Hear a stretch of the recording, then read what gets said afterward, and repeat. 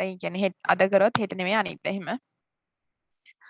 එතකොට මේ පාඩමත් මම කොටස් දෙකකට බෙදා ගන්නම්. recruitment system කියලා එකයි selection කියලා එකයි. හරිද? recruitment එකයි selection එකයි කියලා කොටස් දෙකකට බෙදෙනවා පාඩම. මේ recruitment system and procedure කියන පාඩම අපි මුලින්ම එතකොට බලන්නේ recruitment කියන්නේ මොකක්ද කියලා. හරිද? මොකක්ද recruitment කියලා selection කියලා කොටස් දෙකකට බෙදෙනවා. මුලින්ම බලන්නේ recruitment එක ගැන. මේකේ තියෙනවා recruitment is the process of finding and attracting suitability qualified people to apply for employment. ඒ කියන්නේ මේ ඔයාලා කියන්නේ මේකේ අර්ථය මම කියන්නම් ඔයාලා මේ ඩෙෆිනිෂන් එක අනිවාර්යෙන් කටපාඩම් කරගන්න. මොකද මේකට ආයේ කියන්න දෙයක් නැහැ නේ. මේක අඩු කරන්න කොහෙවත් යන උකුත් නැහැ. සහ මේකේ වෙන ඩෙෆිනිෂන්ස් උත් නැහැ. හරිද? recruitment process ඕවා තියෙන ඊගාවට. ඒ නිසා මේක පාඩම් කරගන්න. ඕපන් බුක් නිසා මේ කැමති නම් ඉතින් බලාගෙන ලියන්න පුළුවන් නේ. එතකොට recruitment කියලා කියන්නේ බඳවා ගැනීම. හරිද? මං කියන්නම් බඳවා ගැනීම සහ තෝරා ගැනීම. සිලෙක්ෂන් අතර තියෙන වෙනස මම පස්සේ කියන්නම්. recruitment කියලා කියන්නේ බඳවා ගැනීම. මොකද recruitment is the process. ඒක process එක අල්ලු finding and attracting. හොයා ගන්නවලු නැත්නම් attracting කියලා කියන්නේ ආකර්ෂණය කර ගන්නවලු suitability qualified people. suitable කියලා කියන්නේ සුදුසු qualified people ඒ කියන්නේ සුදුසුකම් ඇති මිනිස්සුන් to apply for employment ඒ සේවය සඳහා ඒ කියන්නේ ඒ අදාළ සේවය සඳහා ආකර්ෂණය කර ගැනීමක් නැත්නම් සොයා ගැනීමක් find මේ සොයා ගැනීමක් මොන කවුද සොයාගන්නේ suitability qualified people ලව මෙතන suitability qualified people කියන එක විශේෂයි. හොඳේ මෙන්න මේ වචනේ විශේෂයි. ඒක මෙමක තියාගන්න. මෙතන suitability qualified people මොකද selection එකේ වෙන වචනයක් මේ හරියට එන්නේ. ඒකයි. හරි. finding and attracting හොයා ගන්නවා නැත්නම් ආකර්ෂණය කර ගන්නවා සුදුසු පුද්ගලයන් සුදුසුකම් තියෙන පුද්ගලයින්ව employment මේ රැකියාව සඳහා. ඔන්න ඔය process එකට තමයි කියන්නේ බඳවා ගැනීම කියලා. හරිද? එතකොට අපිට දීලා තියෙනවා recruitment process එක. මේ recruitment process එක ඒ කියන්නේ ඒක මතක තියාගන්න තමයි තියෙන්නේ. මොකද recruitment process එකේ ඔය steps වෙන වෙනම කතා කරලා නැහැ. selection එකේ තමයි එහෙම කතා කරලා තියෙන්නේ. හරි? එතකොට මේ recruitment process එකේ පළවෙනි එකටම අපි බඳවා ගැනීමක් කරනකොට මුලින්ම මොනවද කරන්නේ? අපි බඳවා ගන්නේ මොකට මොන vacancy එකකටද කියලා හිතන්න බෑනේ. දැන් හිතන්නකෝ උදාහරණයක් ගත්තොත් මේ organisation එකක HRM ගන්නන් ඈ. HRM මැනේජර් කියන පෝස්ට් එකට බඳවා ගන්නවා නම් මිනිස්සුන්ව ඒ කියන්නේ එම්ප්ලොයිස් ලව තව කවුරුහරි බඳවා ගන්නවා නම් එතකොට අපි මුලින්ම අයිඩෙන්ටිෆයි කරගන්න ඕනේ ජොබ් වේකන්සි එක. වේකන්සි එක HRM නේ. මේ HRM වේකන්සි එක ගැන හිතාගෙන මේ නෑ HRM මේක වේකන්සි එක ගැන හිතාගෙන වෙන මොකට හරි people ලව බඳවාගෙන හරියන්නේ නෑ. වේකන්සි එක අයිඩෙන්ටිෆයි කරගන්න. HRM තමයි වේකන්සි එක. හරිද මේ තියෙන්නේ? මේ යට තියෙන ටික කියව ගන්න. හරි. ඊට පස්සේ ascertain job requirements. හරිද? අපි ඊට පස්සේ බලනවා මොනවද තියෙන job requirements. ඒ job එකේ තියෙන job requirements මොනවද? මේ ascertain කියලා කියන identify කියලා දාගන්නකො. මෙන්න මේකෙදි අපි job analysis එක කරනවා මම කලින් කියලා දුන්නා. තුන්වෙනි පාඩමේ කියලා දුන්නා job analysis එක ගැන. ඒ job specification, job description කියලා කොටස් දෙකකට බෙදෙනවා. ඔය විදිහට මම කියලා දුන්නා. හරි. එතකොට මෙන්න මේ step එකේදී තමයි ඔය job analysis එක එන්නේ. හරිද? අපි මේකෙදි කරන්නේ job එකේ තියෙන requirements මොනවද කියලා identify කරගන්න. හරිද? මොනවද මේ chat එකේ දාලා තියෙන්නේ? නෑ.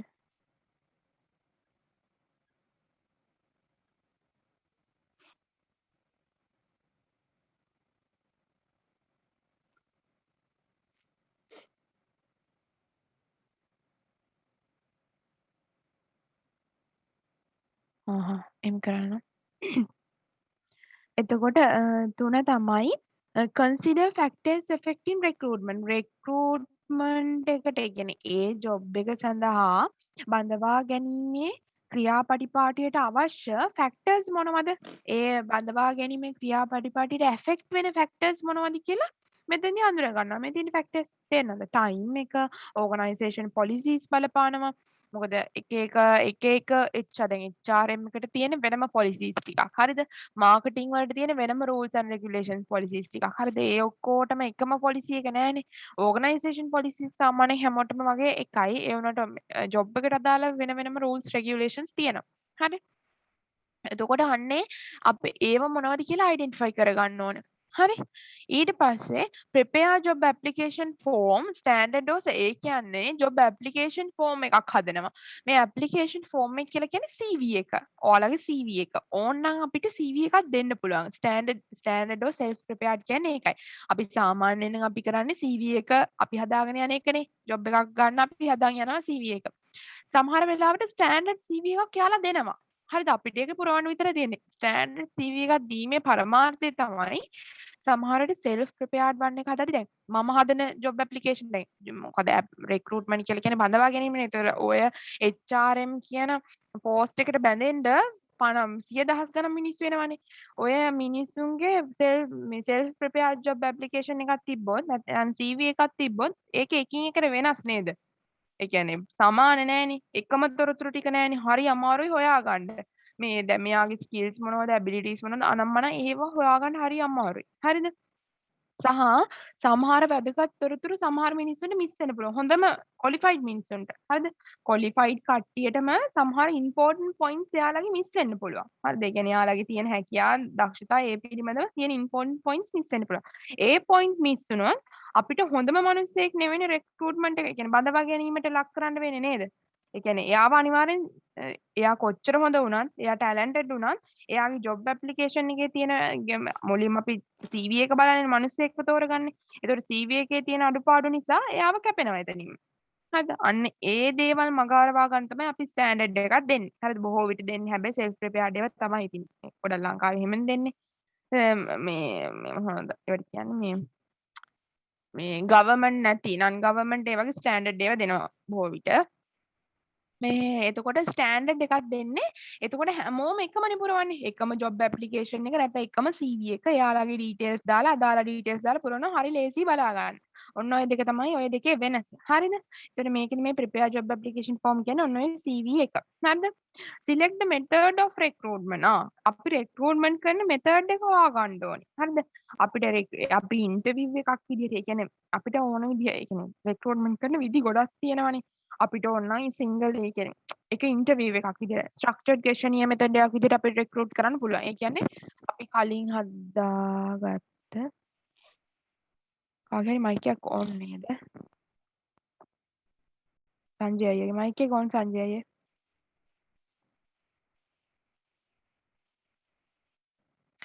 මේ එතකොට අපිට කලින් ඒ කියන්නේ කලින් සැලසුම් කරගත්ත ප්‍රශ්න ටිකක් හරිද ප්‍රශ්න ටිකක් අපි මොකක් හරි හදා ගන්නවා කියනකොට ප්‍රශ්න 10ක් කියන්නකෝ අපි ප්‍රශ්න 10ක් හදා ගන්නවා අයියෝ අපේ කම්පැනියට බැඳෙන්නේ එතකොට HRM පෝස්ට් එකේදී ඔයා මොනවද බලාපොරොත්තු වෙන අපේ කම්පැනියෙන් බලාපොරොත්තු වෙන බෙනිෆිට්ස් මොනවද එතකොට ඔයා බලාපොරොත්තු වෙන සැලරි එක මොකද්ද ඔන්න ඔය වගේ අපි යුනික් ප්‍රශ්න 10ක් හදා ගන්නවා කියන්නේ හැමෝගෙම අපි අහන්නේ මේ ප්‍රශ්න 10ම තමයි හරිද අන්න ඒක තමයි කියන්නේ ස්ට්‍රක්චර්ඩ් කියලා. කියන්නේ අපි කලින් සැලසුම් කරගෙන තියෙනවා. Structured questionnaire method. අපිට නැත්නම් අන්ස්ට්‍රක්චර්ඩ් ක්වෙස්චනියර් මෙතඩ් එකක් යොදා ගන්නත් පුළුවන්. හරිද? ඒ කියන්නේ මෙන්න මේ recruitment methods කියන මේ වගේ කොහෙවත් සඳහන් වෙලා නැහැ. මම දන්න විදිහට පොඩ්ඩක් බලන්න. ඔව් සඳහන් වෙලා නැහැ. මේ මං කියන්නේ සාමාන්‍ය normal recruitment method. හරිද? ඕවා තියෙනවා හැමතැනම. හරිද? එතකොට unstructured questionnaire method කියලා කියන්නේ අපි එවලේ ඒ කියන්නේ දැන් ඒ මිනිස්සයා අපේ ඉන්ටර්විව් බෝඩ් එකට එනවා නම් අපි එවලේ එයාගේ හැසිරීම මත අපි ප්‍රශ්න අහනවා. මුලින්ම කොහොමද නම ගම ඒ ටික විස්තර අහනවා. එතකොට ඔයාගේ තියෙන ක්වොලිෆිකේෂන්ස් මොනවද අපි එයාගේ හැසිරීම මත ප්‍රශ්න අහනවා. එතකොට මේ හැසිරීම මත ප්‍රශ්න අහනකොට එකින් එකට වෙනස්නේ. දැන් මගෙන් අහන ප්‍රශ්න ටිකම නෙවෙන්න පුළුවන් ඉතුරු එක්කෙනාගෙන් අහන්න. හැබැයි ස්ට්‍රක්චර්ඩ් එකේදී හැමෝගෙම අහන්නේ එකම ප්‍රශ්න ටික. ඔන්න ඔය විදිහට recruitment methods ගොඩාක් තියෙනවා. හරිද? interview method තියෙනවා.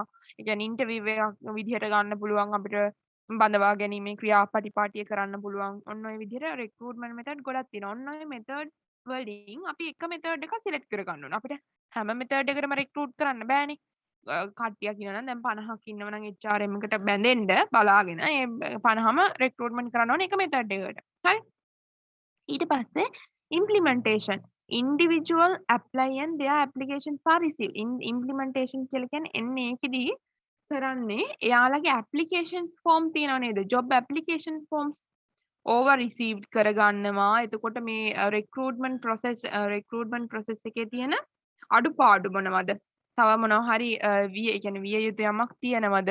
එතකොට ඒ කියන්නේ වෙනස් විය යුතු යමක් තියෙනවද? ඔන්න ඔය දේවල් තමයි මේ ඉම්ප්ලිමන්ටේෂන් එකේදී බලන්නේ.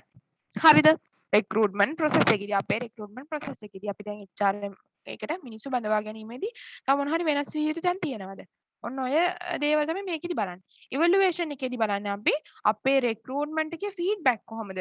ඒ කියන්නේ අපි හොඳට ඒ කියන්නේ ඉෆෙක්ටිව් ඇන්ඩ් එෆිෂන්ට් රික්‍රූට්මන්ට් ප්‍රොසෙස් එකක් කරලා තියෙනවද? අන්නේ ෆීඩ්බැක් අපිට ගන්න පුළුවන් රික්‍රූට්මන්ට් එකට සහභාගී වෙච්ච කට්ටිය ඉන්නවනේ. අන්නේ සහභාගී වෙච්ච කට්ටියට අපිට ඕනනම් අර ඔයාලා දැකලා තියෙනවද කම්පැනි වල මේ අර තමන්ගේ අදහස් මේ දැන් කියන්න පොතක් දාලා තියෙනවා. සාමාන්‍ය ඔය බැංකුවල එහෙමත් වගේ දාලා තියෙනවා. හොස්පිටල් වල දාලා තියෙනවා. ඒ කියන්නේ එයා එතනින් ඒ සේවාවක් ගන්න දෙන්නේ මොකක් හෝ සේවාවක් ගන්න ආයතනයට ගියාට පස්සේ ඒ සේවාව කරගෙන යනකොට එයාට දැනෙනවනේ මේ ආයතනයේ ඒ කියන්නේ මේ දේවල් ටික හරි නෑ. අපිට සර්විස් එක හරියට දුන්නේ නෑ. අපිව රස්තිය අඩු කරා. ඒ වගේ මොන හරි කම්ප්ලේන්ට්ස් තියෙනවා. ඒ වගේ දේවල් පොතක ලියලා යන්න. එහෙම ඔයාලා දැකලා තියෙනව නේද? අන්න ඔය වගේ සිස්ටම් එකක් වුණත් කමක් නෑ. ඒ කියන්නේ රික්‍රූට්මන්ට් ප්‍රොසෙස් එකේදී අපිට එහෙම කරන්න පුළුවන් නම් එහෙමයි. නැත්නම් අපිට එවලි ෆීඩ්බැක් ඉන්ටර්විව් කරන අතරේ අවසානට ෆීඩ්බැක් එක ලබා ගන්නවා. කොහොමද මේ රික්‍රූට්මන්ට් ප්‍රොසෙස් එක ගැන.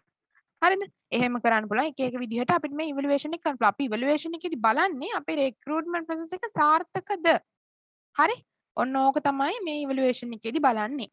අද ඔන්න ඔය 1 2 3 4 5 6 7ක් තියෙනවා. ඔය 7 තමයි රික්‍රූට්මන්ට් ප්‍රොසෙස් එක. එතනින් එහා රික්‍රූට්මන්ට් ප්‍රොසෙස් එක ගැන විස්තර කරලා නෑ. මම විස්තර කරාට මේකේ විස්තර කරලා නෑ. ඕක විතරයි ප්‍රොසෙස් එක විතරයි දීලා තියෙන්නේ. හරිද? ඊට පස්සේ methods of recruitment ඔය internal and external recruitment method කියලා තියෙනවා. කොටස් දෙකක් ප්‍රධාන වශයෙන් කොටස් දෙකකට බෙදෙනවා. ඒක internal කියලා කියන්නේ මොකද්ද? external කියලා කියන්නේ මොකද්ද කියලා අපි බලමු. හරි? මේ තියෙන්නේ ඉන්ටර්නල් කියලා කියන්නේ අපිට ඕගනයිසේෂන් එකේ ඉන්න මිනිස්සු රික්‍රූට්මන්ට් කියන්නේ දැන් අපිට බඳවා ගැනීමකදී මොනවද කරන්න පුළුවන් දැන් HRM කියන පෝස්ට් එකට බැඳෙන්න සුදුසු මිනිස්සු ඕගනයිසේෂන් එක ඇතුලේ ඉන්න පුළුවන් නේ ඕගනයිසේෂන් එක ඇතුළෙම ඉන්න පුළුවන් ඒ සඳහා ක්වොලිෆයිඩ් මිනිස්සු සහ එයාලා වෙන මොකක් හරි පෝස්ට් එකක් දරනවා වෙන්න පුළුවන්. ඒ කියන්නේ HRM තරම්ම නැති ඊට වඩා අඩු පෝස්ට් එකක් දරනවා. හැබැයි HRM වෙන සුදුසු ඒ ඔක්කොම සුදුසුකම් තියෙනවා සහ ගොඩක් මේ වර්කින් එක්ස්පීරියන්ස් උත් තියෙනවා ඒ ඕගනයිසේෂන් එකේ. ඒ වගේ මිනිස්සු ඉන්නවනේ. අන්න ඒ වගේ මිනිස්සුන්ව රික්‍රූට්මන්ට් බඳවා ගැනීමේ එකට තමයි අපි කියන්නේ ඉන්ටර්නල් සෝස් නැත්නම් ඉන්ටර්නල් රික්‍රූට්මන්ට් කියලා. හරි? එතකොට එක්ස්ටර්නල් සෝස් නැත්නම් එක්ස්ටර්නල් රික්‍රූට්මන්ට් කියලා කියන්නේ පිටතින් එන මිනිස්සු බඳවා ගැනීම. එයාලා ආයතනයේ නැහැ. ආයතනයේ වැඩ කරන්නේ නැහැ. හරි? එතකොට ඒ වගේ ක්‍රම තියෙනවා. simple word of mouth, job posting and bidding ඔය ක්‍රම ටිකක් තියෙනවා. මේ ක්‍රම ගැන يعني මේ ක්‍රම ටික මතක තියාගන්න සහ මේ ක්‍රම ගැන විස්තර කරන්න කියලා අහලා නැහැ කොහෙවත්. හරිද? මේ ක්‍රම ටික මතක තියාගන්න. ඒ කියන්නේ බඳවා ආයතනය තුළ ඉන්න මිනිස්සු බඳවා ගැනීමේදී අදාළ පෝස්ට් එකට අපිට කරන්න පුළුවන් සිම්පල් වර්ඩ් ඔෆ් මවුත් කියලා කියන්නේ අපි කටින් කටට කියනවනේ. ඔයා මේ ජොබ් එකට දාන්න ඔයාට අනිවාර්යෙන් සිලෙක්ට් වෙයි. මේ දැන් මේ නැත්තම් ඔයාගේ chance එක අපරාධ අපි නිකන් කට වචනෙන් කියනවනේ. අපි ආයතනයේ වැඩ කරනකොට මෙහෙම එකක් තියෙනවා අපි කතා වෙනවනේ. මෙහෙම රික්‍රූට්මන්ට් එකක් තියෙනවා නැත්තම් මේ පෝස්ට් එකට ඔන්න බඳවා ගන්න අලුතෙන් කට්ටිය. මේ ඔයා පොඩ්ඩක් ඇප්ලිකේෂන් එකක් දාලා බලන්න. අන්න ඒ වගේ අපි කියනවනේ. අන්න ඔය දේවල් වලට තමයි simple word of mouth. එතකොට intranet suggestion plans කියන ඔය දෙකක් තුනක් මතක තියාගන්න. intranet suggestion plans කියන එකේ තේරුම නම් මම දන්නේ නැහැ. හරිද? ඒ කියන්නේ ඒකේ තේරුම Google එකේ ගැහුවට එන්නේ වෙන එකක්. ඒකේ තේරුම මම දන්නේ නැහැ. අර simple word of mouth එක නම් කියන්න පුළුවන්. මට ඒක මතකයි මැඩම් කිව්වා. ඊටු දේවල් නම් කිව්ව ඒවා මතක නැහැ. හරිද? ඒ වුණාට මේ මෙතඩ්ස් ටිකෙන් එකක් දෙකක් මතක තියාගන්න. මොකද ඉන්ටර්නල් සෝස් කියන්නේ මොකද්ද? ආයතනයේ ඉන්න ඇතුළේ ඉන්න මිනිස්සු රික්‍රූට්මන්ට් කරන එක. එතකොට ඒ රික්‍රූට්මන්ට් කරන විදි දෙකක් විතර ලියන්න කිව්වොත් simple word of mouth suggestion plans මොකක් හරි දෙකක් ලියන්න. මේවා ගැන විස්තර කරන්න කියලා කිසිම මේ පේපර් එකක අහලා නැහැ. හරි? ඒ නිසා ඒ ගැන බය වෙන්න එපා. ඒ වෙන වෙනම විස්තර කරන්න දෙන්නේ නැහැ.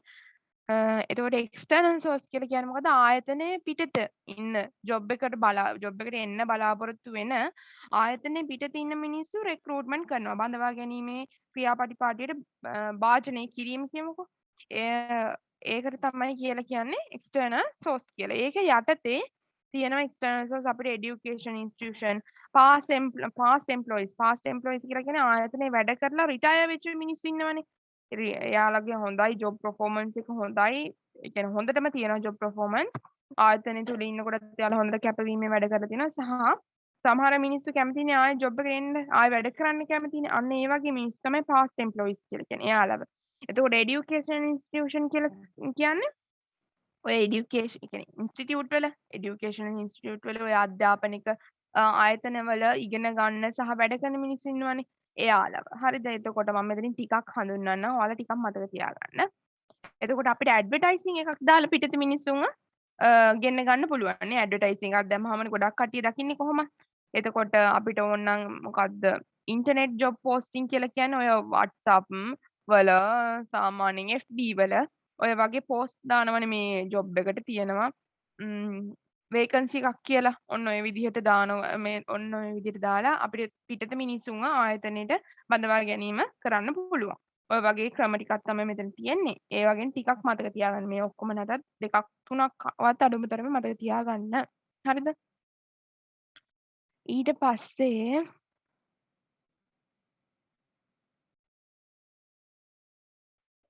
ඔයාලා කසය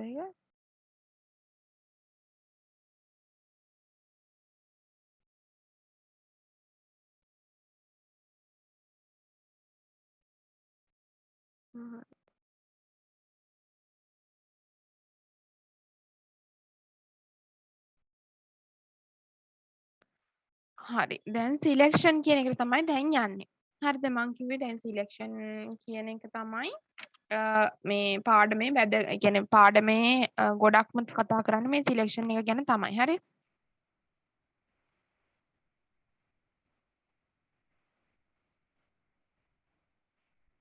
හරි සිලෙක්ෂන් එක ගැන තමයි යන්නේ මේ පාඩමේ ගොඩක්ම කතා කරන්නේ මේක ගැන. මේක ගැන තමයි ඊළඟ දැන් කොටස් ටික ඔක්කොම තියෙන්නේ. හරිද? සිලෙක්ෂන් කියන එකේ තේරුම මේ මොකක්ද තෝරා ගැනීම බඳවා ගැනීමයි තෝරා ගැනීමයි කියන දෙකක්. හරිද? බඳවා ගැනීම කියන්නේ අපි ගොඩක් මිනිස්සුන්ව ඒ කියන්නේ ඒ පෝස්ට් එකට බඳවා ගන්නවා කියලා අපි මුලින්ම කරන්නේ රික්‍රූට්මන්ට් එක. පස්සේ තමයි සිලෙක්ට් කරන්නේ. හරිද? අපි ඒ කියන්නේ ඒ මිනිස්සුන්ගේ ජොබ් CV අරගෙන කියන්නේ ජොබ් ඇප්ලිකේෂන් ෆෝම් කියන්නේ CV අරගෙන ඒ කියන්නේ එයාලගේ තොරතුරු ලබා ගන්නවා. ඒ පෝස්ට් එකට සුදුසුම කෙනෙක් හොයාගන්න ඒ කියන්නේ සිලෙක්ෂන් එක කරන්න කලින් අපි කරන්නේ මොකද්ද? ඒ මිනිස්සුන්ව ෆයින්ඩ් ඒ කියන්නේ හොයාගන්නවා නේ. අපි ඒ ජොබ් එක සඳහා උදාහරණයක් විදිහට ගත්තොත් HRM කියමුකෝ.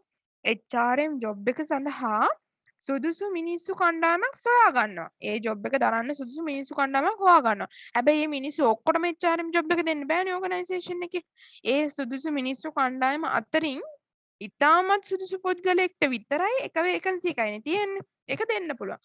අන්න ඒ සුදුසු මිනිස්සු කණ්ඩායම අතරින් ඉතාමත් සුදුසු පුද්ගලයෙක් තෝරා ගැනීමේ ක්‍රියාවලියට කියනවා සිලෙක්ෂන් කියලා. හරිද? අර සුදුසු මිනිස්සු කණ්ඩායම තෝරා ගැනීම රික්‍රූට්මන්ට් ප්‍රොසෙස් එක සුදුසු මිනිස්සු කණ්ඩායම අතරින් එක්කෙනෙක් එක සුදුසු පුද්ගලයෙක් ඉතාමත් සුදුසු පුද්ගලයෙක් තෝරා ගැනීමේ ක්‍රියාවලිය සිලෙක්ෂන් එක. හරිද? ඔය දෙක අතර වෙනස තේරෙන්නේ නැති කියලා මම හිතනවා. තේරුණ නැත්නම් අවසානට අහන්න. ඒතර ඕක තමයි මේ මෙතන තියෙන්නේ. හරිද? Selection is the process of making the choose of most appropriate person. අරකින් කවුද තෝරගත්තේ?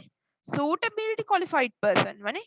Suitable qualified මොකක්ද suitable සුදුසුයි qualified කියලා කියන්නේ paper qualifications තියෙන මනුස්සයෙක් තමයි එතනදී අපි තෝරන්නේ. හැබැයි මේකෙදි ඉතාමත් සුදුසු මොකද ඕගනයිසේෂන් එකේ HRM කියන ජොබ් එක දැරීම සඳහා අර people අතරින් අර මේ කියන්නේ bunch of people ඔය ගොඩ අතරින්ම ඉතාමත් සුදුසු පුද්ගලයෙක්ව තෝරා ගැනීම. දැන් ඔයාලට තේරෙන මේ ෆොටෝ එක ඔයාලට පේනවනේ මේ ෆොටෝ එකනේ. මේ ගෑනු එක්කෙනා ගන්න එක්කෙනයිනේ නේ. මේ එක්කෙනෙක්ගේ ඔළුවෙන් අල්ලන් ඉන්නේ. දැන් මෙතන කීප දෙනෙක් ඉන්නවා. හැබැයි එක්කෙනයි ගන්නෙ. ඉතාමත් සුදුසු පුද්ගලයෙක් තමයි තෝරගන්නේ. හරි? From the pool of applicants. From the pool of applicants කියන්නේ මේක තමයි මේ. මෙතන මේ මිනිස්සු ගොඩක් ඉන්නේ from the pool of applicants. ඒ කියන්නේ ගොඩාක් applications අතරින් එක්කෙනායිව තෝරගන්නේ. Applicants recruited to fill the relevant job vacancy.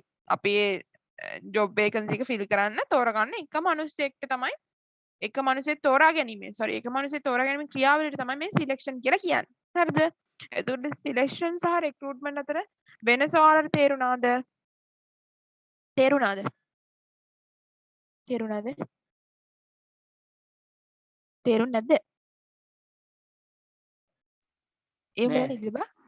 නෑ? අය කියන්න ඕන. ආයි කියන්න ඕනේද? හරි.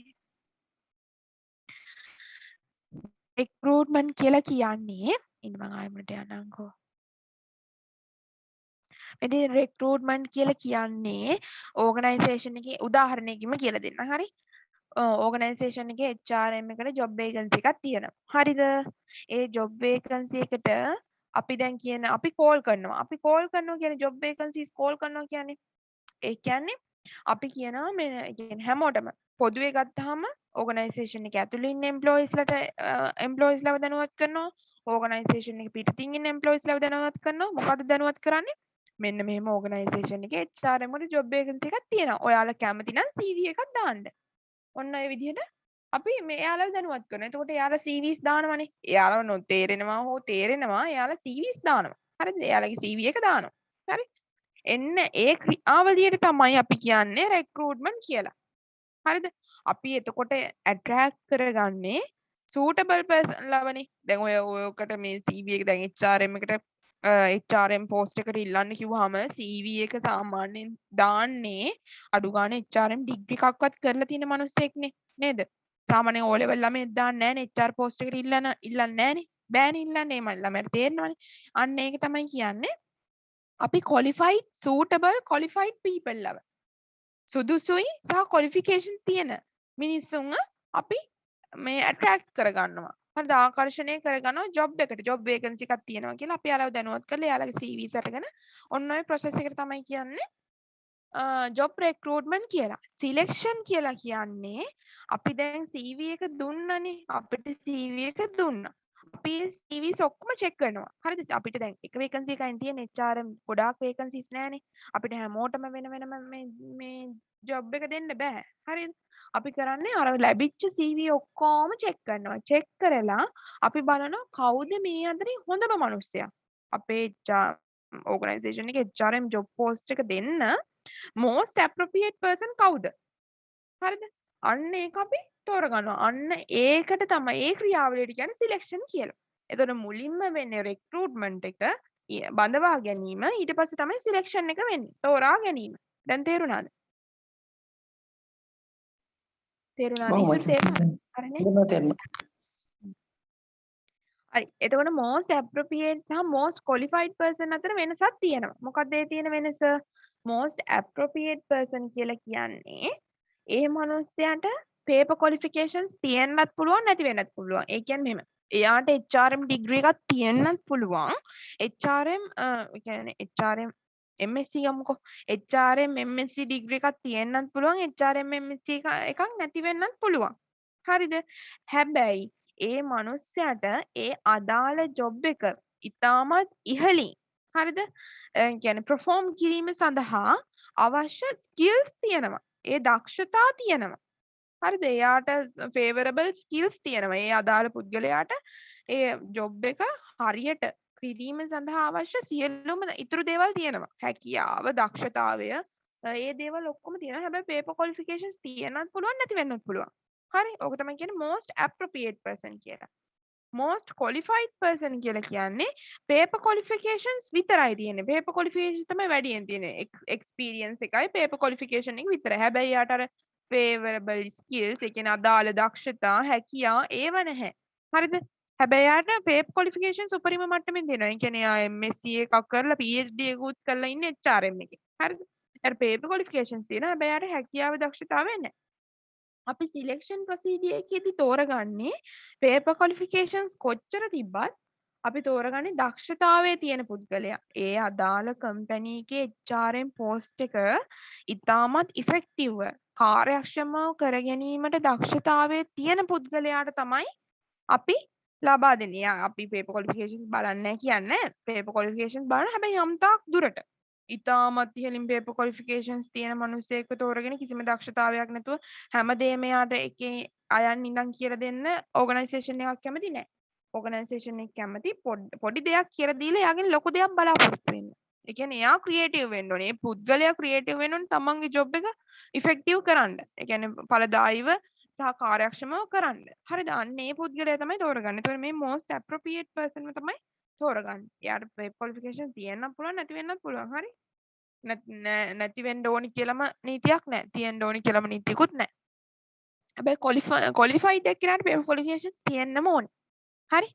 ඒ දෙක අතර වෙනස තේරුම් නැත්නම් කියන්න පස්සේ අන්තිමටනේ. හරි. ඊට පස්සේ importance of selection. ඇයි අපි මේ selection එක කරන්නේ? To get the right person for the job vacancy. job vacancy එකට හරිම මිනිස්සයව තෝරගන්න. මේ පින්තූරේ පේනව නේද? මේ job එකට ගොඩක් කට්ටිය ඉන්නවා. job vacancy එකට මේ හරිම මිනිස්සයව තෝරගන්න. හරි? To establish or maintain an image as a good employer. establish කරන්න, ඒ කියන්නේ ස්ථාපිත කරන්නලු නැත්තම් පවත් maintain කියන්නේ පවත්වාගෙන යන්න එයාලගේ ප්‍රතිරූපය as a good employer. හොඳ employer කෙනෙක්, හොඳ සේවකයෙක් විදිහට එයාලගේ ප්‍රතිරූපය පවත්වාගෙන යාමට සහ ස්ථාපිත කිරීමට organisation එක තුල මේ මනුස්සයා හොඳට වැඩ කරනවා. කොටෙම කිව්වොත් ඔන්න ඔය ටික. හරිද? organisation එක තුල කවුරු හරි කියනවා නම් මේ මනුස්සයා හොඳට වැඩ කරනවා. මෙයා මේ හැමදාම හොඳට වැඩ කරා. අන්න ඕක තමයි ඔය කියන්නේ. හරි? To perform the selection process at cost effective and possible. ඕකදී මොකද්ද කියන්නේ? දැන් හිතන්නකො selection එක අපේ වැරදුනා කියලා. අපි දැන් recruitment එක කරා. අපි මේ මිනිසුන් CV මේ මිනිසුන්ට අපි කිව්වා මෙහෙම job එකක් vacancy එකක් තියෙනවා කියලා. ඊට පස්සේ යාලා CV දැම්මා අපේ company එකට. ඊට පස්සේ අපි CV select කරා. හැබැයි අපිට මොකක් හරි mistake එකක් වෙලා අපි තෝරගත්තේ වැරදි මිනිස්සයා. එතකොට මොනවද වෙන්නේ?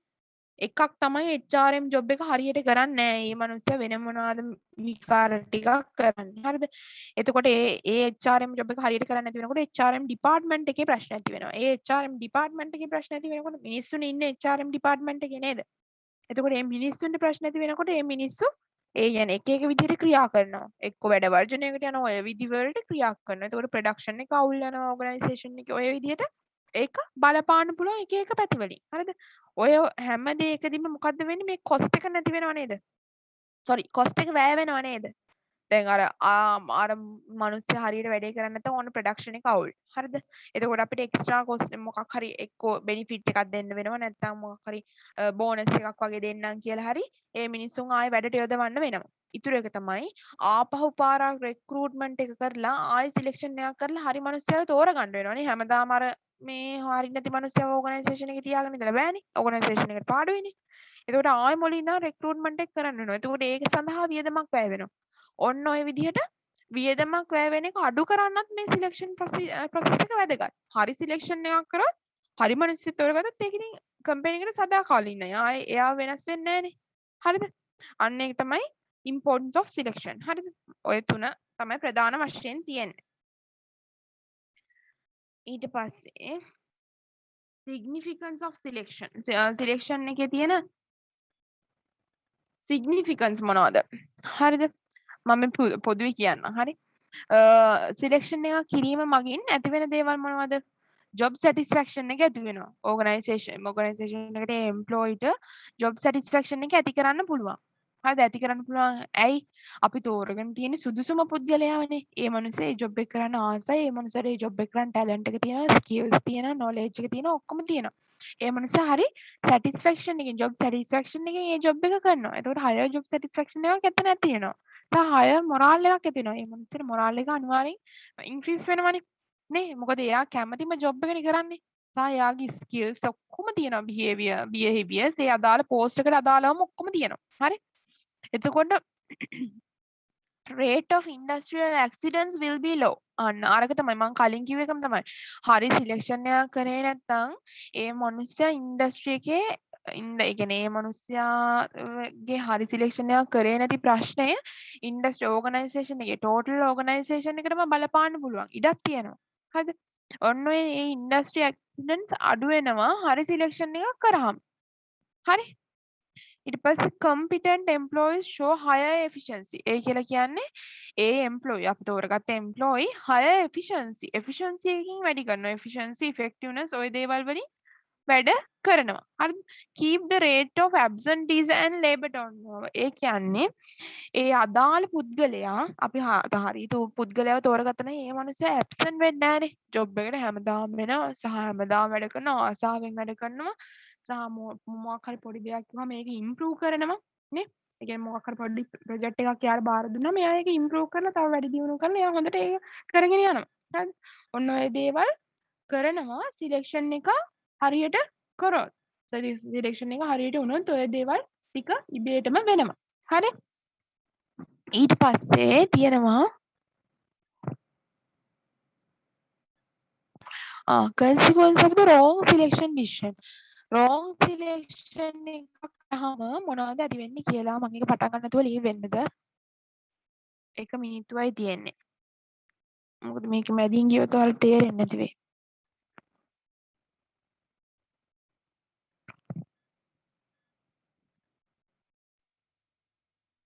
පටන් ගන්න තායි ලීව් කරලා. ඔයාලා එනවද? එහෙම කරමුනේ. කරමුනේ. මම ලීව් කරා. ආයෙ මේකට මෙන්න.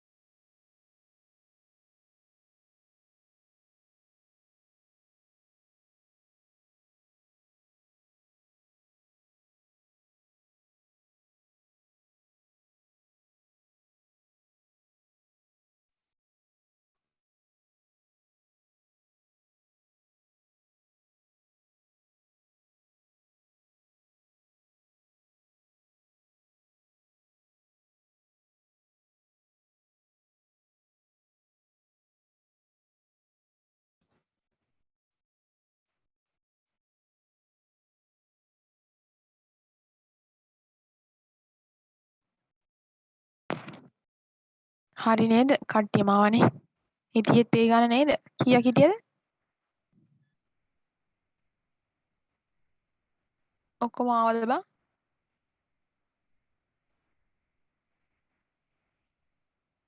ඒ උඹලා නිදිද? එකක් අඩුයි ගාන 14ක් හිටියා. 14ක් හිටියද?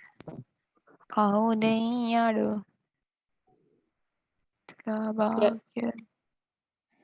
සමුදි හිටියද? සමුදි නැද්ද කොහෙද? සමුදි හිටියද? මතකත් නැහැ. සමදි ටවුන් එකේ සමදි ඉන්න නේද? හරි 14යි. කවුද ආවේ? පටන් ගනින් බල්ලෝ.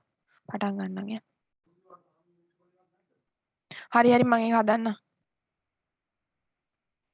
මම සංජය යන්නේ නැත්තේ? හරි ඇවිල්ලා සංජය අයියා.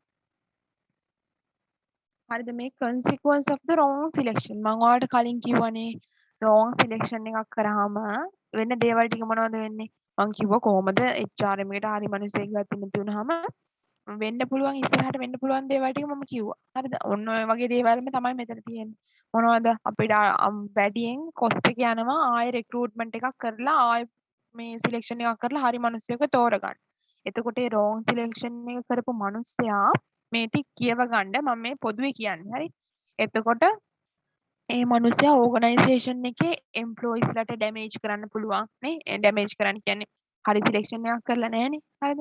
ඒතකොට එම්ප්ලොයිස්ලට ඩැමේජ් කරන්න පුළුවන්, ඕගනයිසේෂන් එකේ තියෙන රිසෝසස් වලට, සම්පත් වලට ඩැමේජ් කරන්න පුළුවන්. එතකොට මොකද්ද? සහ මේ මනුස්සයා කියන්නේ එම්ප්ලොයිස්ලා අතර ගැටුම් ඇති කරන්න පුළුවන්. සහ එම්ප්ලොයිස්ලා টොප් මැනේජ්මන්ට් එක. ඔය දෙක අතර ගැටුම් ඇති කරන්න පුළුවන්. ඔන්න ඔය දේවල්. හරිද?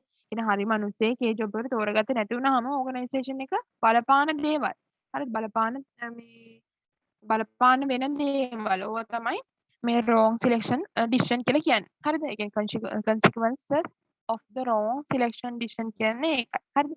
ඔයාලා මේ ටික කියව ගන්න එතකොට තේරෙයි. මං කිව්ව ටිකම තමයි මෙතන තියෙන්නේ. හරි?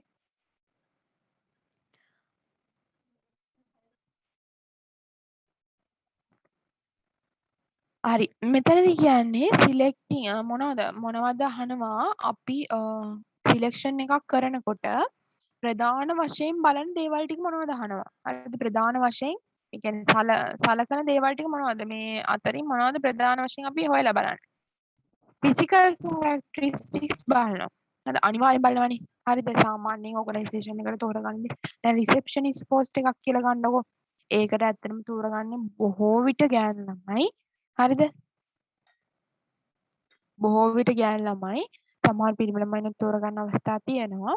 ඒතර ෆිසිකල් කැරක්ටරිස්ටික්ස් බලනවනේ. ඒ කියන්නේ ෆිසිකලි එයාව දැක්කහම මේ ඕගනයිසේෂන් එකට මේ ආසාවක් ඇති වෙන්න ඕනේ. හරි ප්ලසන්ට් චරිතයක් නේ ඉස්සරහ. ඒ කියන්නේ ඔය රිසෙප්ෂනිස්ට් තනතුරු වලට යොදාගන්නේ. ඕගනයිසේෂන් එකකින්මනේ. හරිද? එතකොට පර්සනල් කැරක්ටරිස්ටික්ස් බලනවා. ඒවත් බලනවා. පර්සනලි එයා මොන වගේ පුද්ගලයෙක්ද? හරිද? පර්සනල් කැරක්ටරිස්ටික්ස් බලනවා. හරිද? ඊට පස්සේ ස්කිල්ස් ඇන්ඩ් ඇබිලිටිස් බලනවා. යාළුවා තියෙන ස්කිල්ස් මොනවද? ඇබිලිටිස් මොනවද? හරිද? එතකොට කම්පිටන්සි ඉන්ටරෙස්ට් බලනවා. හරිද? ඊට ටර්මිනේෂන් ටෙම්පරමන්ට් ටෙම්පරමන්ට් ඇන්ඩ් කැරක්ටර්. ටෙම්පරමන්ට් කිසි වෙලත් කැරක්ටර් එක මතක තියාගන්නකො. එයාගේ කැරක්ටර් එක. ඒ කියන්නේ ගති ලක්ෂණ. හරිද? ඒ දේවල් ගැන බලනවා. මෙන්න මේ පහ අනිවාර්යෙන් මතක තියාගන්න. පහක් එකට දෙන හතර පහ. 1 2 3 4 5 6ක් තියෙනවා. ඔය 6 මතක තියාගන්න අනිවාර්යෙන්. හරි අනිවාර්යෙන් මතක තියාගන්න. ඉන්ටරෙස්ට්, කම්පිටන්සි, ස්කිල්ස් මේක පුළුවන් මේ දෙක පුළුවන්. ෆිසිකල්, පර්සනල් කැරක්ටරිස්ටික්ස් එකේම ෆිසිකල් පර්සනල් ඔය දෙක මතක තියාගන්න. හරි? ඊට පස්සේ ස්කිල් මේ ප්‍රොෆිෂන්සි ඕ කියලා මේ ටික නැත්තත් ස්කිල්ස් ඇන්ඩ් ඇබිලිටිස් අපිට සාමාන්‍යයෙන් හැමතිස්සෙම ඒ දේවල් කටට හුරුයිනේ. ඒ දෙක මතක තියාගන්න. හරි? ඊට පස්සේ කම්පිටන්සි ඉන්ටරෙස්ට්. සහ මෙතන මේ ටික නැත්තත් කැරක්ටර් කියන එක මතක තියාගන්න.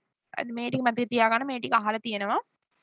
සහ ආයෙ පාරක් ඇහිීමේ ඉඩකඩකුත් තියෙනවා. මේ ඒ කියන්නේ ඔයාලට මතක තියාගන්න බැරි නම් ඒ කියන්නේ මේ මෙතන මේ PDF එකෙන් මෙතනයි තියෙන්නේ කියලා ඒක හරි මතක තියාගන්න. මොකද දැන් ඕපන් බුක් ටෙස්ට් නිසා මේ එකපාරට ප්‍රශ්න දුන්නාම ඒකට උත්තරේ ලියන්න පුළුවන් නේ. ඔයතොර ඔය ටික තමයි. හරි. ඊට පස්සේ අපි යනවා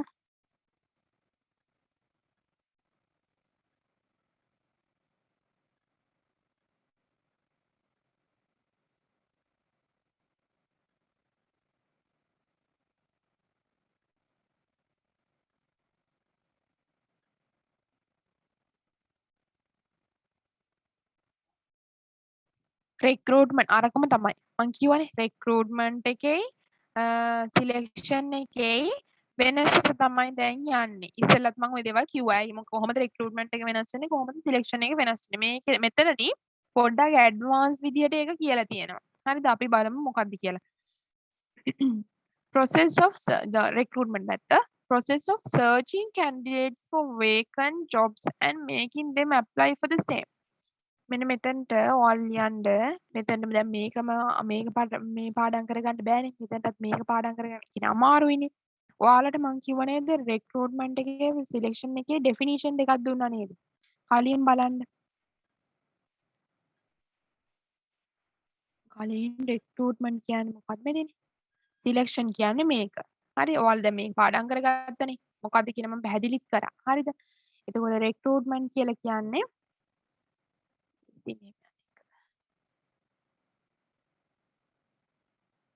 රික්‍රූට්මන්ට් කියලා කියන්නේ මේක. හරිද? ඔන්න ඔය දෙකම මෙතනට ලියන්න ගැටලුවක් නැහැ. හරි මෙතනට ඔය දෙකම ලියන්න. හරි ඕකම තමයි මේ තියෙන්නේ වෙන වචන වලින්. හරි මම ඒක නිසා ඒක ආයෙ පැහැදිලි කරන්න යන්නේ. මේක පොසිටිව් ප්‍රොසෙස් එකක්ලු මේක නෙගටිව් ප්‍රොසෙස් එකක්ලු. ඇයි එහෙම කියන්නේ? මේක පොසිටිව් මේක නෙගටිව් කියලා කියන්නේ ඇයි? අපි බලමු ඇයි කියලා. පොසිටිව් කියලා කියන්නේ මේකෙදී හොඳට අහගන්න මේකෙදී මිනිස්සුන්ව රිජෙක්ට් වෙන්නේ නැහැ නේද? අපිට ඕන තරම් ජොබ් ඇප්ලිකේෂන්ස් දානවා ඒ කියන්නේ CVs දානවා අපි ඒ ටික කලෙක්ට් කරගන්නවා 500ක ජොබ් ඇප්ලිකේෂන් එක HRM පෝස්ට් එකක වේකන්සි එකකට 500ක් ජොබ් ඇප්ලිකේෂන් ආවත් ඒ කියන්නේ 500ක් CV ආවත් අපි ඒ කොහොම ඕගනයිසේෂන් එකට ගන්නවා. එන්නේ අපි ඔක්කොම එකතු කරගන්නවා. හරිද? ඒතකොට මෙතන පොසිටිව් දෙයක් වෙන්නේ. කවුරුත් රිජෙක්ට් වෙන්නේ නැහැ ආපස්සට. හැබැයි මෙතනදී අපි එක්කෙනයි තෝරගන්නේ ඉතුරු ඔක්කොම රිජෙක්ට් වෙනව නේද? ඉතුරු ඔක්කොම අපි අර ආපු 500ම අපි තෝරගන්නේ නැහනේ. 500න් එක්කෙනයි තෝරගන්නේ 499ම රිජෙක්ට් වෙනවා. අන්නේ 499 රිජෙක්ට් වෙන නිසා තමයි මෙතන මේ නෙගටිව් ප්‍රොසෙස් එකක් කියලා කියන්නේ. කවුද බං ඉරිපලා? තම්පලා වගේ. මේ නෙගටිව් ප්‍රොසෙස් එකක් කියලා කියන්නේ. හරිද? එතකොට තේරුණාද නෙගටිව් ප්‍රොසෙස් මේ පොසිටිව් ප්‍රොසෙස් අතර වෙනස? මේ දෙක අතර වෙනස. මේකෙදි වෙන්නේ හැමෝම බඳවා ගැනීමක් විතරයි. මේකෙදි ඒ බඳවාගත්ත කට්ටියකින් තෝරා ගැනීමක් සිද්ධ වෙනවා. ඒක නිසා ඒ එක්කෙනයි තෝරාගන්නේ ඉතුරු කට්ටිය රිජෙක්ට් වෙනවා. එතකොට ඒක නෙගටිව් කියන්නකෝ. ඉරිපලා රේස් හෑන්ඩ් කියලා වෙන්න. ඇයි ප්‍රශ්නයක්ද? කවුද යකෝ ඉරිපලා? රේස් හෑන්ඩ් කියලා වෙන්න.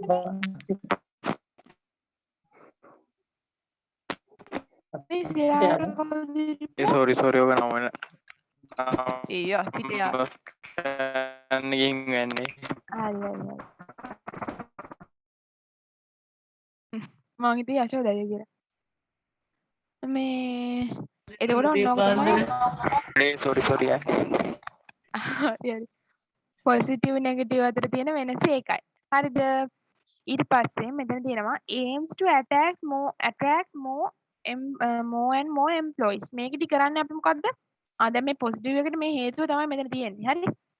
aim to attract more and more employees. ගොඩක් employeesලා අපි attract කරගන්නවා ආකර්ෂණය කරගන්නවා මෙතනදී මේ process එකේදී. හැබැයි මේකෙදි aim to reject unsuitable candidates and pick up the most suitable for the vacancy. මං කිව්වනේ එක්කෙනයි තෝරගන්නේ ඉතුරු හැමෝම රිජෙක්ට් වෙනවා. අන්න ඒකයි මේක නෙගටිව් ප්‍රොසෙස් කියලා කියන්නේ.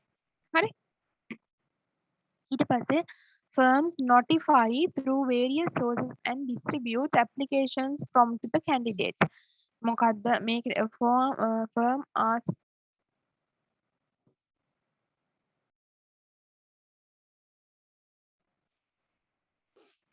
firm asks the candidate to pass through the number of stages. මොකද්ද මේකෙදි කරන්නේ firm එක notify කරගන්නවා through various sources of distribute application from the candidate. ඒ කියන්නේ එයාලගේ application එකෙන් firms notify කරගන්නවා එක distribute ඒ කියන්නේ එක જાති මේ සුදුසුකම් තියෙන කට්ටිය එන්නේ නේද? එකම සුදුසුකම් තියෙන මිනිස්සු නෙවෙයි එන්නේ. ඔන්න ඔය දේ identify කරගන්නේ මේ recruitment process එකේදී යාළගේ CVs බලලා තමයි identify කරගන්නේ. හරිද? ඊට මේකෙදී selection එකේදී කරන්නේ ඒ අදාළ තෝරගත්ත කැන්ඩිඩේට්ව එක ස්ටේජස් වලදී එයා කොහොමද කියන එක බලනවා. එතකොට මේ selection එකේ stages ටිකක් තියෙනවා. අපි ඒ stages ඊගාවට කතා කරමු. හරිද? ඒ stages වලදී එයා කොහොමද කියන එක පරීක්ෂා කරලා බලනවා. මේකෙදි කරන්නේ ඒ අදාළ ඒ කියන්නේ එක කැන්ඩිඩේට්ලම වෙන වෙනම අඳුනා ගැනීමක්. හරි? කැන්ඩිඩේට් කියන්නේ ඇප්ලිකන්ට් කියන්නේ එතකොට ඔය දෙගොල්ලම එකයි. ඒ කියන්නේ බඳවා ගන්න පුද්ගලයාට ඇප්ලිකේෂන් එක දාන පුද්ගලයාට. හරි? Selection procedure. මේ ප්‍රොසීඩියර් කියව ගන්න. මේ ප්‍රොසීඩියර් එකේ ඉතින් මේ මහා හැල්ලක් කියලා තියෙනවා. ඒ කියව ගන්න මේ ඔය ඉතින් මම කිව්වනේ සිලෙක්ෂන් එකක් කියන්නේ මොකද්ද කියලා නේද? අපි මුලින්ම රික්‍රූට්මන්ට් එක කරනවා. ඒ කියන්නේ ඕගනයිසේෂන් එකේ කට්ටිය බඳවා ගන්නවා. ඊට පස්සේ බඳවාගත්ත කට්ටිය අතරින් හොඳම මිනිස්සුව අපේ මේ ජොබ් වේකන්සි එකට තෝරගන්නවා. ඕක තමයි මේ තියෙන්නේ. හරි? හරි. දැන් තියෙනවා process එක. selection process එක. සිලෙක්ෂන් ප්‍රොසෙස් එක කොහොමද යන්නේ? මෙතන ඉඳන් නෙවෙයි යන්නේ. හරි? මෙතන ඉඳන් නෙවෙයි යන්නේ. මෙතන ඉඳන් තමයි උඩට යන්නේ. හරි? මෙඩිකල් ටෙස්ට් එක නෙමෙයි මුලින්ම කරන්නේ. මුලින්ම කරන්නේ ඇප්ලිකේෂන් එක ඉවැලුවේට් කරනවා. එයා දීලා තියෙන ඇප්ලිකේෂන් එක බලනවා. හරිද? එයාගේ ජොබ් ඇප්ලිකේෂන් එක නැත්නම් CV එක ඉවැලුවේට් කරනවා. හරි? ඕක තමයි මුලින්ම මෙතන. ඊට පස්සේ මේක, ඊට පස්සේ මේක, ඊට පස්සේ මේක, ඊට පස්සේ මේක ඔන්න ඔය විදිහට යන්නේ. හරි? මුලින්ම ඇප්ලිකේෂන් එක බලනවා, එම්ප්ලොයි ටෙස්ට් එක බලනවා, ඉන්ටර්වියු, ඊට පස්සේ ජොබ් ඉන්වෙස්ටිගේෂන්, ඊට පස්සේ මෙඩිකල් ටෙස්ට්. දැන් තමයි පාඩමට යන්නේ. තාම මේ පාඩමට යන ගමන් හොඳේ. මේ ඔන්න ඔතන පාඩම. ඔය තියෙන ඔය සම්පූර්ණ ඊගාව ස්ලයිඩ්ස් ඔක්කොම. හරි. අපි බලමු මොනවද කියලා කියන්නේ. ජොබ් ඇප්ලිකේෂන් එකේදී කියන්නේ සරල දෙයක්. හරිද? අපි මොකද්ද මේකෙදි ගොඩක් සුදුසු මට හිතෙන විදිහටම ගොඩාක් සුදුසු මම ඔයාලට කිව්වා නේද ජොබ් ඇප්ලිකේෂන් එකක් කොටස් දෙකක් තියෙනවා සෙල්ෆ් ප්‍රිපෙයාර්ඩ් වන් එකක් තියෙනවා ස්ටෑන්ඩඩ් වන් එකක් තියෙනවා හරිද ඒ කියන්නේ CV එකක් අපිට කියන්න පුළුවන් ඔයාලා කැමති CV එකක් ඔයාලා හදාගෙන ඉන්න කමන්නේ නැත්නම් අපේ CV එකක් තියෙනවා ඔයාලා ඒක පුරවලා ගෙනත් දෙන්න අපිට හරිද අන්න ඒක තමයි ස්ටෑන්ඩඩ් කියලා කියන්නේ අපේ CV එකක් පුරවලා ගෙනත් දීම ස්ටෑන්ඩඩ් එයාලගේ CV එකක් හදා ගැනීම සෙල්ෆ් ප්‍රිපෙයාර්ඩ් හරි එතකොට මේකෙදී බොහෝ විට බලන්නේ අපි කියන්නේ සම්පූර්ණ අංග සම්පූර්ණ CV එකක් අරගෙන තියෙනවද? ඒ අදාළ ජොබ් ඇප්ලිකන්ට් ගෙන් අංග සම්පූර්ණ CV එකක් අරගෙන තියෙනවා. දැන් අපි රික්‍රූට්මන්ට් කරලා ඉවරයිනේ. සිලෙක්ෂන් එකේදී පළවෙනි කරන්නේ අදාළ ජොබ් ඇප්ලිකන්ට් ගෙන් අංග සම්පූර්ණ CV එකක් අරගෙන තියෙනවා. දැන් හිතන්නකෝ එයා ඒ කියන්නේ ඒ ඇප්ලිකේෂන් එකේ එයාට තියෙන්න ඕනිම දේවල් ටිකක් එයාට මග ඇරුණා කියලා.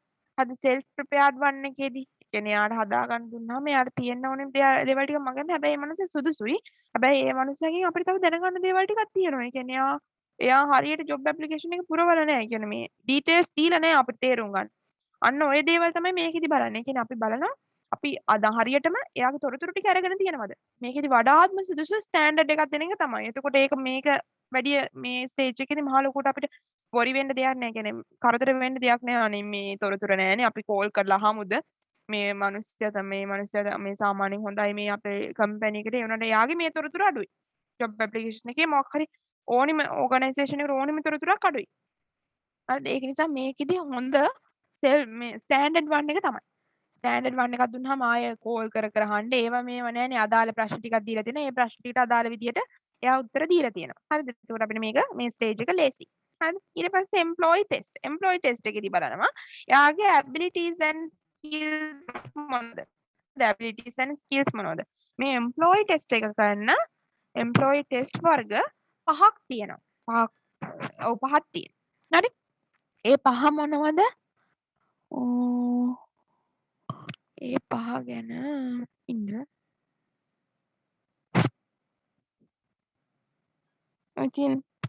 ඒ පහ ගැන තමයි කියන්නේ. මේ තියෙන්නේ types of test පහක් තියෙනවා employee test වර්ග පහක් තියෙනවා intelligent test personality test ability test aptitude test and attainment test මේකෙදී මේ ability test කියන එක ගැන ටෙස්ට් කරන්නේ abilities හරි එතනින් මතක තියාගන්න ටෙස්ට් කරන්නේ abilities මේක ටෙස්ට් කරන්නේ personality එක මේක ටෙස්ට් කරන්නේ intelligence එක මේක aptitude attainment ඔය ටිකම තමයි ටෙස්ට් කරන්නේ හරි අපි බලමු කොහොමද වෙන්නේ කියලා මේක දිහා විතරක් බලන්න මේ කරන්නේ ඔන්න ටෙස්ට් වර්ගයි ඉන්ටෙලිජන්ස් ටෙස්ට් එකේ ඉතින් අපි සාමාන්‍යයෙන් ඉන්ටෙලිජන්ස් බලන්නේ ගොඩාක් මේ එක්සිකියුටිව් ලෙවල් පීපල් වගේ කියන්නේ දැන් හිතන්නකෝ HRM වගේ පෝස්ට් එකකට මිනිහෙක් තෝරගන්න නම් අපි මේ ඉන්ටෙලිජන්ස් ටෙස්ට් එක අනිවාර්යෙන් කරනවා. ඒ කියන්නේ යාගේ තියෙන ඉන්ටෙලිජන්ස් මොනවද කියලා අපි අනිවාර්යෙන් බලනවා. සාමාන්‍යයෙන් හිතන්නකෝ නෝමල් දැන් මැනේජ්මන්ට් ඇසිස්ටන්ට් කියලා නිකන් normal management assistant management assistant job vacancy එකට තෝරගත්තී අපිට ඉන්ටෙලිජන්ස් ටෙස්ට් එකක් කරන්න ඕනේ නෑනේ. අපි ඇබිලිටි එකක් හරි පර්සනැලිටි එකක් හරි කරනවා. හරිද? අපිට ඉන්ටෙලිජන්ස් මහලවර වැදගත් නැහැ. හැබැයි අපිට එයාගේ ඇබිලිටිස් මොනවද කියලා බලන්න ඕනේ. එයාගේ තියෙන හැකියාවන් මොනවද කියලා බලන්න ඕනේ. හරි? ඒ දේවල් ගැන මේ ටෙස්ට් එක කරනවා. හරිද? හැබැයි අපි ඉන්ටෙලිජන්ස් ගොඩක් දුරට කරන්නේ එක්සිකියුටිව් ලෙවල් ජොබ් වලට මිනිසුන් බදවා ගන්නවනේ, තෝරගන්නවනේ. දන්න එතකොට තමයි මේ ඉන්ටෙලිජන්ස් ටෙස්ට් එක කරන්නේ. හරිද? measures the intelligence ටෙස්ට් එකෙම තේරෙනවා මොකද්ද මෙෂර් කරන්නේ? ඉන්ටෙලිජන්ස් ටෙස්ට් නම් මෙෂර් කරන්නේ ඉන්ටෙලිජන්ස්. හරි? ඊට පස්සේ අපි මේකෙදි බලන්නේ කොච්චරක් දුරට මේ මනුස්සයාට හිතලා වැඩක් කරන්න පුළුවන්ද කියලා. හරි මොකක් හරි වැඩක් එයා තනියෙන් හිතලා කොච්චරක් දුරට කරනවද? එයාගේ thinking capacity එක තමයි මේ intelligence test එකේදී බලන්නේ. හරිද? ඊට පස්සේ තියෙනවා personality test. personality test එකේදී මොකද ටෙස්ට් කරන්නේ? personality එක. හරි? එතකොට ඒකෙදී තියෙනවා ඒ කියන්නේ මේකේ තියෙනවා 5 forces model. දැන් ඔයාලට මේ entrepreneurship management වල මේ ඒක මේ අපිට කියලා දුන්නා නේද? Myers-Briggs 5 forces model හරකයි මේකයි කීකිය model කීකිය model කීකිය කියලා දුන්නා නේද ගොඩක්. අර පිටු 60 ගානක් තියෙන පොතේ කොහෙද තියෙනව නේද? එන්නේ ඒ මොඩල්ස් ටික තමයි. කියන්නේ personality එක බලන එක එක ටෙස්ට් තියෙනවා. කොහොමද?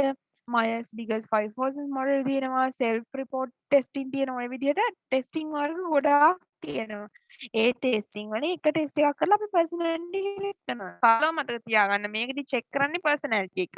අපිට ඒ සඳහා යොදා ගන්න පුළුවන් එක එක ටෙස්ටිං මොඩල්ස් තියෙනවා. හරිද?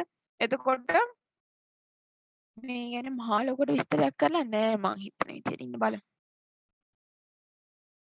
මේ තියෙන many different testing models තියෙනවා 5 factors model තියෙන Myers-Briggs 5 factors model එක හරිද මේ extroversion introversion emotional stable cooperativeness consciousness opens to the experiences අපි ඔන්න ඔය ටික මේ මනුස්සයාගේ බලනවා මොකද්ද extroversion introversion කියලා කියන්නේ එයා ඒ කියන්නේ මං කියන්නේ එයා ඒ කියන්නේ පිටත ලෝකයක් සමග outer world extroversion කියලා කියන outer world එකක් සමග cooperative එක කොහොමද යාගේ? ඒ කියන්නේ organisation එක තුල නෙවෙයි organisation එකෙන් පිටත ඉන්න මිනිස්සු සමග මේ මනුස්සයා communicate කරන්නේ කොහොමද? ඕක තමයි extroversion කියන්නේ. දැන් extro කියන එකෙන් මතක තියාගන්න. info කියන්නේ ඇතුළ. extro කියන්නේ පිට. හරිද? ඒතකොට extroversion කියලා කියන්නේ පිට මිනිස්සුත් එක්ක කොහොමද communication එක තියාගන්නේ? introversion කියලා කියන්නේ organisation එක ඇතුළත ඉන්න මිනිස්සුත් එක්ක කොහොමද මේ කමියුනිකේෂන් එක තියාගන්න. හරි?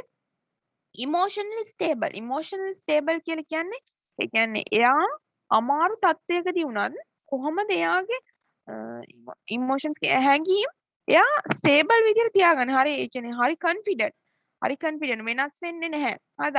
organisation එකට අමාරු තත්ත්වයකදී වුණත් එයා හරි confident විදිහට හරි talented විදිහට ඒ දේවල් විසඳනවා. හරි? agreeableness කියලා කියන්නේ නැත්නම් cooperativeness කියලා කියන්නේ ඉතුරු මිනිස්සුත් එක්ක වැඩ කිරීමේ හැකියාව කොහොමද? හරිද? consciousness කියලා කියන්නේ thinking pattern එක. හරිද? හැමතිස්සෙම ඒ කියන්නේ වැඩක් කරනකොට හිතලා වැඩක් කරනවද? එයාගේ thinking capacity openness to the experience කියලා කියන්නේ මේ මනුස්සයා කොච්චර experience අරන් තියෙනවද? ඒ කියන්නේ experience වෙන ඕගනයිසේෂන් එකක වැඩ කරලා එක්ස්පීරියන්ස් ගන්න පුළුවන්. දැන් ඔය අපි කියන්නේ ඕගනයිසේෂන් එකේ වැඩට යනකොට අපි කියනවා මම මේ ඕගනයිසේෂන් එකේ 30 years experience එකක් තියෙනවා. කියන්නේ අවුරුදු 30ක් ඒ ඕගනයිසේෂන් එකේ වැඩ කරලා ඉතුරු ටිකට තමයි මෙහෙ එන්නේ. හරිද? ඒක එක්ස්පීරියන්ස් එක ලොකු එක්ස්පීරියන්ස් එකක් තියෙනවා. ඔන්න මේ 5 forces model එකේදී බලන්න. ඒතකොට personality model test එකේදී අපි තෝරගත්ත 5 forces model කියන එක අපි ඒකෙදි බලන්න ඕනේ මේක. අපි තෝරගත්තත් Myers-Briggs type indicator එක ඒක වෙනම කොටසක්. මේකේ ඒ කොටස නැහැ. මේ Myers-Briggs type indicator කියලා කියන වෙනම පාඩමක්. entrepreneurship management වල semester 4 semester 3 එකේ වෙනම පාඩමක් මේ Myers-Briggs type indicator කියලා කියන්නේ. හරි? self report testing කියලා කියන්නේ වෙනම පාඩමක්. ඒ කියන්නේ වෙනම පාඩමක් කියන්නේ වෙනම එන්න ඕනි concept දෙකක්. හරිද? මේක ඔයාලා හිතා ගන්න මේකත් ක්‍රම දෙකක් කියලා. personality test එක මනින personality එක test කරන ක්‍රම දෙකක් මේ තියෙන්නේ. හරිද? එතකොට මේ තියෙන්නේත් එක ක්‍රමයක්. ඔය තමයි ක්‍රම තුන. ඔය ක්‍රම තුන මතක තියාගන්න. මේ ටික මතක තියාගන්න බැරි වුණත් මේ තුන මතක තියාගන්න ඕනේ. 5 factors model එකයි Myers-Briggs type indicator එකක් තියෙනවා. self reporting testing එකක් තියෙනවා. හරි? personality එක මනින්. ඊට පස්සේ ability testing කියලා එකක් තියෙනවා මං කිව්වා ඒක අපිට විස්තර කරන්න මනින්නේ abilities. ඒ කියන්නේ අදාළ පුද්ගලයාට තියෙන abilities මොනවද කියලා තමයි අපි මේකදී බලන්නේ. හරි? ඊට පස්සේ aptitude test, attainment test. ඔය දෙක ගැන බලමු. මම කටත් තියෙනවා. ඔයාලට ඇති වගේද? එහෙම එකක් නැන්නේ. මේක ඉවර කරමුනේ. නැත්නම් ආයෙ දවසක ආයෙ කරන්න වෙනවා. aptitude test එකේදී බලන්නේ job specific tests that are designed to predict the potential performance of the මෙන්න මේ ටික මතක තියාගන්න. ඊටු ටික the potential performance of the given job task. ඒ කියලා කියන්නේ මේ සරලව මතක තියාගන්න ඉතින් ටෙස්ට් කරන්න aptitude එක. හරිද? ඔයාලට දැන් මේ මෙන්න මේ මොනවද කියන්නේ කියලා අමතක වුණත් ඔයාලට අඩු ගානේ ටෙස්ට් ටිකක් ගැන කියන්න කිව්වොත් මේ ටෙස්ට් පහ ලියලා අන්න මේ එකක් හරි දෙකක් හරි හඳුන්වන්න පුළුවන් නේ ඉන්ටෙලිජන්ට් එක පුළුවන් පර්සනැලිටි එක පුළුවන් ලේසිම දෙක ඕකනේ අද ලේසිම දෙක දැන් මම ඔය පැහැදිලිවම කිව්ව දෙක ඔය ඕකනේ අද ඔය දෙක පොඩ්ඩක් හඳුන්වන්න මම කිව්වේ ලියන්න ආවොත් ප්‍රශ්නයක් ලියන්න ආවොත් මේ පහ ලිව්වා මේ දෙක ගැන හඳුන්වන්න හරි ඔක්කොම ගැන හඳුන්වන්න ඕනේ නැහැ තමන ඔක්කොම ගැන හඳුන්වන්න කියන්නේ නැහනේ මේ මොකද්ද දෙකක් හරි තුනක් හරි ගැන හඳුන්වන්න කියන්නේ බොහෝ විට දෙකක් මේකෙදි ඔයාලා මතක තියාගන්න මේ වර වචන මතක තියාගන්න බැරි නම් මෙෂර් කරන්න ඇප්ටිටියුඩ් එක මෙෂර් කරන්න අටේන්මන්ට් එක. හරිද? මම කියන්නම් මොකද්ද ඇප්ටිටියුඩ් අටේන්මන්ට් කියලා. හරි. මේ තියෙන උදාහරණයක් විදිහට මෙකැනිකල් ඇප්ටිටියුඩ්. ඒ කියන්නේ හැකියාවන්. ඒකත් හැකියාවන්ම තමයි. හරිද? ඇප්ටිටියුඩ් එකේ තේරුම මොකද්ද? සිංහල තේරුම පොඩ්ඩක් බලලා කියන්නකො පුළුවන් නම්.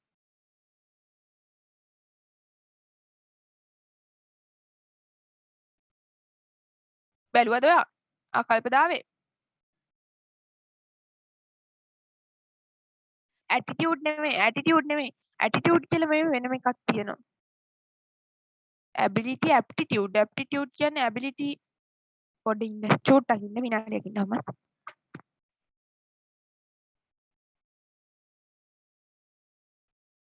යෝග්‍යතා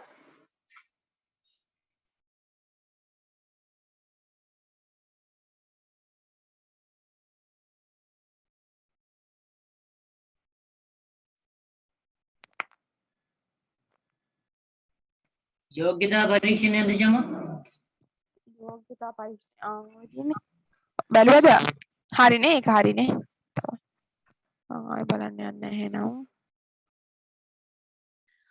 යෝග්‍යතා පරීක්ෂණය ඔයාලට තේරෙනවනේ යෝග්‍යතා පරීක්ෂණ කිව්වම මොකක්ද කියලා ඒ කියන්නේ ඒ මනුස්සයා ඒ වැඩේට ගැළපෙනවද කියලා බලන්නේ නේ යෝග්‍යතාවය කියන්නේ ඒකනේ ඒ මනුස්සයා ඒ වැඩේට ගැළපෙනවද ඔයාලට ඕක ඉංග්‍රීසි වලින් දැන් ඒ මනුස්සයා ඒ වැඩේට ගැළපෙනවද කියලා සිංහලෙන් ලියන්න බෑනේ මෙන්න මේ ටික මතක තියාගන්න හරිද predict potential performance බලන්න හැමතිස්සෙම potential performance එයාගේ හරි එතකොට attainment test කියලා කියන්නේ measure the abilities and skills already acquired ඒ කියන්නේ organisation එකෙන් ඒ කියන්නේ organisation එකකින් ඉල්ලලා තියෙනවනේ අපිට මෙන්න මේ skill එක තියෙන්න ඕනි හරිද එතකොට දැන් typing test කියලා කියන්නේ ඒකයි කියන්නේ යාගේ type කරන වේගය ඒ කියන්නේ යා කියන්නේ දැන් හිතන්නකො මිනිත්තුවකට වචන words කීයක්ද කොහොම තියෙනවනේ අපි මොකක් හරි typing කරන post එකකට මිනිස්සෙක්ව බඳවා ගන්නව නම් එයාගේ typing speed එක දීලා තියෙනවා මිනිත්තුවකට මෙච්චර වචන ප්‍රමාණයක් තියෙන්න ඕනේ. හරිද? ඒක තමයි ඒ ඕගනයිසේෂන් එකෙන් acquired කරන skill එක. අන්න ඒක තමයි කියන්නේ ඒක measure කරන එකට තමයි අපි කියන්නේ attainment test කියලා. ඒ කියන්නේ ඕගනයිසේෂන් එකෙන් බලාපොරොත්තු වන abilities and skills ඒ පුද්ගලයාට තියෙනවද? ඔන්න ඕක තමයි ඔකෙදි බලන්නේ. හරිද? එතකොට දැන් මේක අපි කතා කරේ මෙතන application employee test ගැන කතා කරා මම කො employee test කීයක්ද එතනේ පහක් තියෙනවා ඒ පහ ගැන තමයි කතා කරේ ඊට පස්සේ බලමු අපිට තියෙන ඉන්ටර්විව් එක ගැන කතා කරන්න ඉන්ටර්විව් එක මේක ලොකු පාඩමක් හරිද මම ඉතින් එක දවසින් කරනවා මේ වෙලාවක් නැති නිසා ඉන්ටර්විව් එකේදී බලන්නේ අපි මම මේ ටික කියව ගන්න මේ face to face ඒ කියන්නේ අපි ඉන්ටර්විව් එක කරන්නේ face to face නේ ඉන්ටර්විව් කියන්නේ ඒකනේ අපි ඔන්ලයින් කරාත් ඉන්ටර්විව් එක කරන්නේ face to face හරිද face to face ඉන්ටර්විව් එකක් යන්නේ හරිද නැත්නම් ෆෝන් කෝල් එකකින් අපි ඉන්ටර්විව් කරනවා හරි ඒ වගේ දේවලුත් කරනවා මේකෙදි බලන්නේ අදාළ අපි ඕගනයිසේෂන් එකට තෝරාගත් පුද්ගලයාට හරිද පුද්ගලයාට ඒ අදාළ රැකියාව කරන්න පුළුවන්ද දැන් හිතන්න අපි ඕගනයිසේෂන් එක තෝරාගත් පුද්ගලයාට ඒ දැන් HRM කියලා හිතන්නකෝ HRM මේ ජොබ් එක කරන්න පුළුවන්ද හරියට කරන්න පුළුවන් ස්කිල්ස් ඇබිලිටිස් තියෙනවද සහ ඒ අදාළ පුද්ගලයාගේ ස්කිල්ස් ඇබිලිටිස් වල ඒ ස්කිල්ස් ඇබිලිටිස් ඒ සිලෙක්ෂන් එකට මේ recruitment එකට ඇවිල්ලා ඉන්නවනේ තව මිනිස්සු. ඒ මිනිස්සුන්ට වඩා අඩුවෙන්ද තියෙන්නේ වැඩියෙන්ද තියෙන්නේ?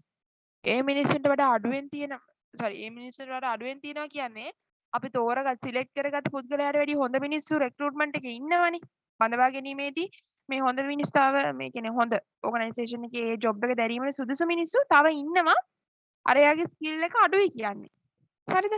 අරයාගේ හැකියාව වැඩි කියන්නේ ඒ කියන්නේ අපි සිලෙක්ට් කරගත් පුද්ගලයාගේ හැකියාව වැඩි ආයේ කවුරුවත් ඒ තත්ත්වෙන් නැහැ. ඒ කියන්නේ යාගේ ජොබ් එකේ මට්ටම යාගේ ස්කිල්ස් මට්ටමට යාගේ ක්වොලිෆිකේෂන්ස් මට්ටමෙන් නැහැ.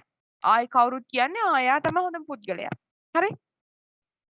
ඔන්න ඕක තමයි මේ ඉන්ටර්විව් එකේදී බලන්නේ. මේක ෆේස් ටු ෆේස් මේ ඔබ්සර්වේෂන් ඉවලුවේෂන් මෙතඩ් එක තමයි යොදාගන්නේ. මොකද්ද මෙතඩ් එක? ෆේස් ටු ෆේස් ඔබ්සර්වේෂනල් ඉවලුවේෂන් මෙතඩ්. ඒ කියන්නේ මුණට මුණ අපි ඔබ්සර්ව් කරලානේ මේ මොකද ඉන්ටර්විව් එක කරන්නේ. බොහෝ විට ඉන්ටර්විව් එකක් කරන්නේ එහෙමයි. හරි ෆෝන් කෝල් ඉන්ටර්විව් තියෙනව නැතුව නෙමෙයි. හරි. ඊට පස්සේ ටයිප්ස් තියෙනවා. ඉන්ටර්විව් ටයිප්ස් තියෙනවා. Structured interview, unstructured interview, problem solving mix කරන ඉන්ටර්විව්. හරි. පහක් තියෙනවා. මම මේ පහ ගැන කියන හරියට අහගන්න.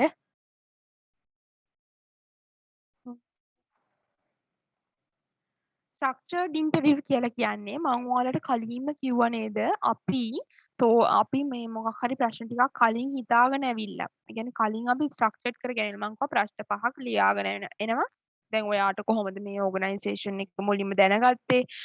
එතකොට ඔයාගේ පේපර් ක්වොලිෆිකේෂන්ස් මොනවද? ඔයා මේ ඕගනයිසේෂන් එකේ HRM පෝස්ට් එකට ඇප්ලයි කිරීමට හේතුව මොනවද? ඔන්න ඔය වගේ ප්‍රශ්න ටිකක් එයාලා හදාගෙන එනවා. ඒ ප්‍රශ්න ටිකම තමයි හැමෝගෙම අහන්නේ. ඒ ප්‍රශ්න ටික තමයි මගෙනුත් අහන්නේ. ඒ ප්‍රශ්න ටික තමයි ඊළඟ ඇප්ලිකන්ට් ගෙනුත් අහන්නේ. ඊළඟ මනුස්සයෙකුනුත් අහන්නේ. මේ ප්‍රශ්න ටික ඔක්කොම එකම ප්‍රශ්න ටික අහන්නේ. ඒ කියන්නේ කලින් හදාගෙන එන මේ ප්‍රශ්න ටික. හරිද? ඒක තමයි ස්ට්‍රක්චර්ඩ් කියලා කියන්නේ. අන්ස්ට්‍රක්චර්ඩ් ඉන්ටර්විව් කියලා කියන්නේ ඒ ප්‍රශ්න කලින් හදාගෙන නැහැ. ඒ ඉන්ටර්විව් එකට ආව මිනිස්සයාගේ හැසිරීම තියෙනවනේ. ඒ හැසිරීම මත ප්‍රශ්න අහනවා. ඒ කියන්නේ එයා හරි කොන්ෆිඩන්ට් විදිහට හරි මේ මොකක්ද ස්ටේබල් විදිහට හැසිරෙනවා නම් අපි යාගෙන් ඒ කියන්නේ හොඳ ප්‍රශ්න ටිකක් අහනවා. ඒ කියන්නේ හැම ගොඩක් කට්ටියගෙන් ඒ ප්‍රශ්න ටික අහනවා. හැබැයි ඒ ප්‍රශ්න ටික එකිනෙකට වෙනස් වෙන්නත් පුළුවන්. හරි? අනේ ඉවර වුණොත් ආයි එන්න මේක ඉවර කරලම දාමු. හරිද? මේ ඒ ප්‍රශ්න එකිනෙකට වෙනස්. මෙයාගෙන් අහන ප්‍රශ්න ඔක්කොම නෙවෙයි. දැන් හිතන්නකෝ මගෙන් ප්‍රශ්න 10ක් එහුවා කියලා ඉතුරු එක්කෙනාගෙන් ප්‍රශ්න 5ක් අහලා ඉන්ටර්විව් එක ඉවර කරන්න පුළුවන්. මේ අන්ස්ට්‍රක්චර්ඩ් එකේදී. ස්ට්‍රක්චර්ඩ් එකේදී මගෙන් ප්‍රශ්න 10යි නම් එහුවා ඉතුරු එක්කෙනාගෙන් 10යි ඊළඟ එක්කෙනාගෙන් 10යි ඔහොම. මික්ස් එකේදී වෙන්නේ මේ දෙකේම එකතුව. ස්ට්‍රක්චර්ඩ් විදියටත් අහනවා අන්ස්ට්‍රක්චර්ඩ් විදියටත් අහනවා. හරි? ප්‍රොබ්ලම් සෝල්විං ඉන්ටර්විව් එකේදී වෙන්නේ අපි යාට දෙනවා මොකක් හරි ප්‍රොබ්ලම් එකක් සෝල්ව් කරන්න. අපි ඒ කියන්නේ ප්‍රොබ්ලම් එකක් දෙනවා ප්‍රොබ්ලමැටික් සිටුේෂන් එකක් දෙනවා ඔයා මේක විසඳන්න කියලා. අපි මේ විසඳන විදිහ තියෙනවා නේද? මේ මිනිස්සයා ඒක විසඳන විදිහ තියෙනවනේ. ඒ විසඳන විදිහ අපි කම්පෙයාර් කරනවා ඉතුරු ඉන්ටර්විව් එකට ඇවිල්ලා ඉන්න ඉතුරු මිනිස්සුත් එක්ක කම්පෙයාර් කරනවා.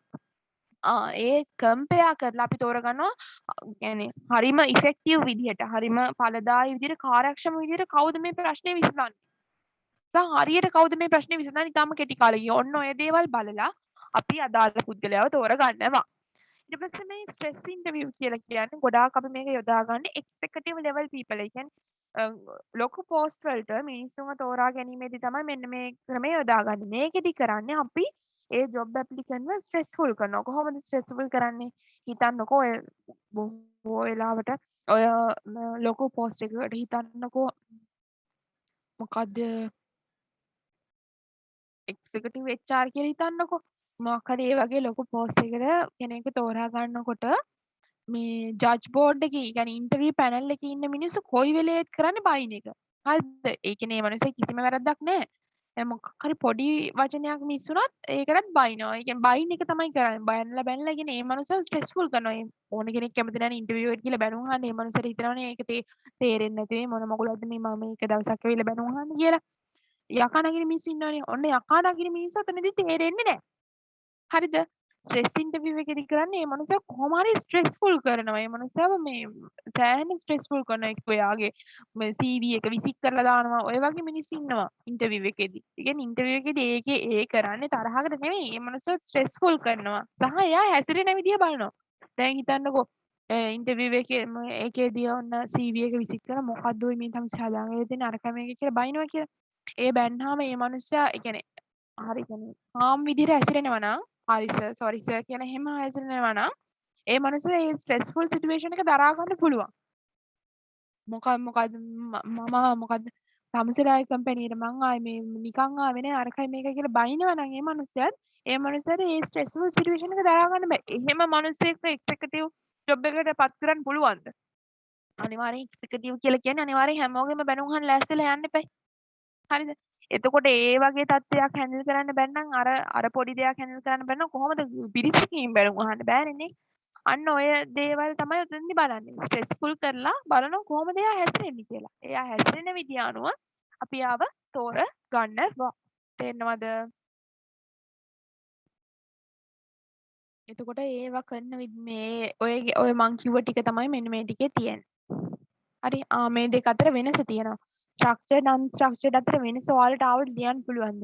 ස්ට්‍රක්චර්ඩ් කියලා කියන්නේ පැටර්න් එක හදන මේක පැටර්න් එක නෙමෙයි. ඒක මතනේ හදන්නේ. හරි a set of predetermined questions available. කලින් හදාගත්ත ප්‍රශ්න ටික. මේක කලින් හදාගත්ත ප්‍රශ්න ටිකක් නෙමෙයි. හරිද? ඊට පස්සේ මේක ගොඩක් ඉන්ෆෝමල් විදිහට යන්නේ. මේක රාජකාරී මට්ටමේ යන්නේ. මේක සාමාන්‍යයෙන් ෆ්‍රෙන්ඩ්ලි ඩිස්කෂන් එකක් වගේ යන්නේ. හරිද? අපි නිකන් කතා කරන විදිය අනුව තමයි ප්‍රශ්න අහන්නේ. හරි? එයා හැසිරෙන විදිය අනුව. Addressing same questions to the each of the applicants. මං කිව්වේ හැමෝටම මේ ප්‍රශ්නට උත්තර දෙන්න තියෙන එකම ප්‍රශ්නයකට තමයි උත්තර දෙන්න තියෙන්නේ. මෙයාගේ different questions to the candidate. එක එක කට්ටියට එක එක ප්‍රශ්න ටික තමයි දෙන්නේ. හරිද? එතකොට development of the questions before the commencement of the interview. Development of the questions during the commencement of the during the interview. මොකද්ද මේකෙදි කරන්නේ? ඉන්ටර්විව් එකට කලින් ඒ අදාළ මේ ප්‍රශ්න ටික ඩෙවලොප් කරලා ඉවරයි. හරි ඉන්ටර්විව් එකට කලින් ඩෙවලොප් කරනවා කියන්නේ හදාගන්න මේකෙදි ඉන්ටර්විව් එක යන අතරතුරේ තමයි හිතන්නේ මොනවද ඊගාවට අහන ප්‍රශ්නේ මොනවද ඊගාවට අහන ප්‍රශ්නේ කියලා. හරිද? ඔය විදිහට තමයි මේ දෙක අතර වෙනස. මේක වෙනස ඇහුවොත් අඩු ගානේ 4ක්වත් ලියන්න මතක තියාගන්න. මම දැන් කිව්වනේ කෙටියෙන්. හරිද? එතකොට මේකත් ඒ ඉන්ටර්විව් එක ගැන කියන්නේ. හරි. ඊට පස්සේ දැන් අපි කතා කරා මොකක් ගැනද? එතන කතා කරා application evaluation employee test interview. දැන් කතා කරන්නේ background investigation සහ medical test එක තියෙනවා. background investigation එකේදී අපි බලන්නේ ඔන්න background investigation එකේ තමයි police reports බලන්නේ. හරිද? මේ මිනිස්සයා හොඳ මිනිස්සෙක්. සාමාන්‍යයෙන් ඔය job එකකට apply කරාම දැන් පොලිසියට කියන්නේ පොලිසියට apply කරාම ගන්නව නේද මොනවද? එවිඩන්ස් ගන්නවනේ. එවිඩන්ස් දෙන්නෙක්ගේ නම්බර්ස් ගන්නවා. නම්බර්ස් සහ ඇඩ්‍රස් ගන්නවා. අර පොලිසිය කවුරු හරි එක්කෙනෙක් ඒ අදාළ ගෙදරට එවිඩන්ස් දුන්න ගෙදරට ඒ කියන්නේ සාක්ෂි විදිහට තොරතුරු දුන්න ගෙදරකට ගිහිල්ලා ගෙදරකට හරි ඒ ගෙවල් දෙකටම හරි ගිහිල්ලා තොරතුරු අහනවා ඔයාලා මෙහෙම කෙනෙක් දන්නවද? මෙයාගේ චරිතය කොහොමද? මෙයා කවුද? මෙයා කාගේ කවුද? මෙයා කොච්චර කාලයක්ද මේ ඒරියා එකේ මේ ඉන්නේ? හරිද? ඔන්න ඔය දේවල් අහනවා. ඒ කියන්නේ අර ඇප්ලිකන්ගේ ජොබ් ඇප්ලිකන්ගේ කැරක්ටර් එක පිළිබඳව වෙන කට්ටියකින් තොරතුරු අහලා දැනගන්නවා. හරිද? එතකොට ඔන්න ඔය දේවල් වල තමයි පොලිස් රිපෝට්ස් බලන්නේ. සාමාන්‍ය පොලිස් රිපෝට් එකක් ගේන්න කියනවා. පොලිසියේ රිපෝට් එකක් ගේන්න කියනවා කොහොමද මේ මිනිස්යාගේ කැරක්ටරිස්ටික්ස් දැනගන්න. කැරක්ටර් එක කොහොමද කියලා දැනගන්න. ඔන්න ඕක තමයි බෑග්ග්‍රවුන්ඩ් ඉන්වෙස්ටිගේෂන් කියලා කියන්නේ. ඉන්වෙස්ටිගේට් එකක් කරනවා එයාගේ බෑග්ග්‍රවුන්ඩ් එක පිළිබඳව. හරි? medical test කියලා කියන්නේ ඒ මනුස්සයා physically mentally and socially organisation එකට fitද දැන් හිතන්නකෝ ලෙඩ තියෙන මනුස්සයෙක් organisation එකට බඳව ගන්න බෑනේ නේද organisation එකට බඳව ගන්න බෑ ඒ මනුස්සයා මොන ලෙඩේ දන්නේ ගොඩාක් සාමාන්‍ය වයසක මිනිස්සු organisation එකට බඳව ගන්න නෑනේ සාමාන්‍යයෙන් මැදි වයසේ මිනිස්සු ඒක තමයි ඔය medical test ඔය දේවල් බලන්න ඕන නිසා තමයි ඔය දේවල් මකාරව ගන්න ඕන නිසා තමයි age duration එකක් දෙන්නේ age එකක් දෙනව නේද දැන් හිතන්නකෝ බැංකුවේ කියලා බැංකුවේ මොකක්ද කියනවනේ අවුරුදු 23ත් ඔන්න ඔය කීයදත් අතර තමයි ඇප්ලයි කරන්න පුළුවන් ඊට එහා කටට ඇප්ලයි කරන්න බෑ හරි ඔන්න විදිහට age duration එකක් දෙන ඒ දෙන්නම මෙන්න මේ medical test එක පාස් වීම සඳහාම තමයි මොකද මේ ගොඩාක් දන්න සාමාන්‍ය මැදි වයසේ මිනිස්සුන්ට සහ වයසක මිනිස්සුන්ට සාමාන්‍ය ලෙඩ වැඩි physically mentally සහ socially එයාලා fit නැහැ හරිද එතකොට ඒ fit සාමාන්‍යයෙන් ඔය සාමාන්‍ය මැදි වයසේ මිනිස්සු fit නැහැ කියනව නෙමෙයි මැදි වයසේ මිනිස්සු සමහර මිනිස්සු ඉන්නවා fit ඔය තුනෙන්ම fit කට්ටිය සහ ඔය රේන්ජ් එකක් දෙන්නෙම ඔය මෙඩිකල් එක්සෑම් එක පාස් වෙන්නම තමයි. හරිද? ඒතකොට මෙතනදී බලන්නේ මෙඩිකල් ටෙස්ට් එකක් බලනවා. එක්ක ඕගනයිසේෂන් එක මගින් මෙඩිකල් ටෙස්ට් එකක් කරනවා. නැත්නම් හොස්පිටල් එකෙන් මෙඩිකල් ෆෝම් එකක් අරන් එන්න කියනවා. හරිද? උදාහරණයක් විදිහට අපේ කැම්පස් එකට එන්නකොට අපි මෙඩිකල් එක්සැමිනේෂන් එකක් කරානේ නේ. අයි අපි අර ඔක්කොම බලලා විකාරයක් කරලා ගෙවල් වල ගිහිල්ලා අරගෙන ආවේ මෙඩිකල් ෆෝම් එක. හරිද? අන්න ඕක තමයි ඕක. හොරටත් ගත්තා. සහ හොරට ගත්තේ නැති කට්ටියත් හිටියා. ඔය කොහොම හරි මෙඩිකල් ෆෝම් එකක් අපි දුන්නා. හරි? medical examination එකක් අපි කරා. ඕක තමයි අපි මේකෙදි බලන්නේ. මේ තියෙන medical examination is special test focusing physical fitness of the job.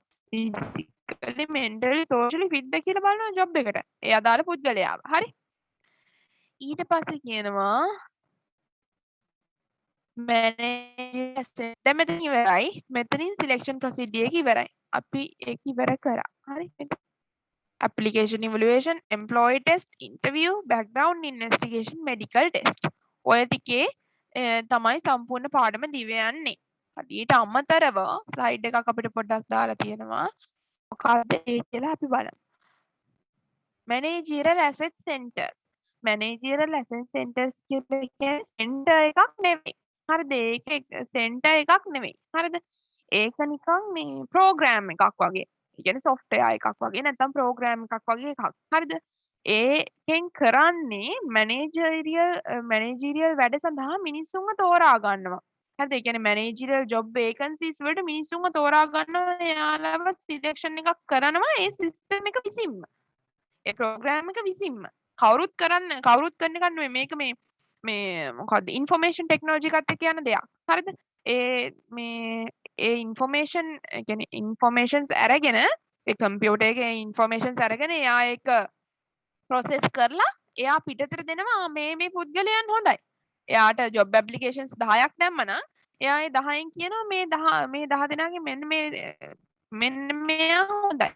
මෙයාගේ මේ ක්වොලිෆිකේෂන්ස් ඔක්කොම තියෙනවා. ඒ කියන්නේ ක්වොලිෆිකේෂන්ස් ටිකක් එයාට දීලා තියෙනවා. හරිද? මුලින් අපි software එකක් හදනකොට අපි assign කරනවනේ.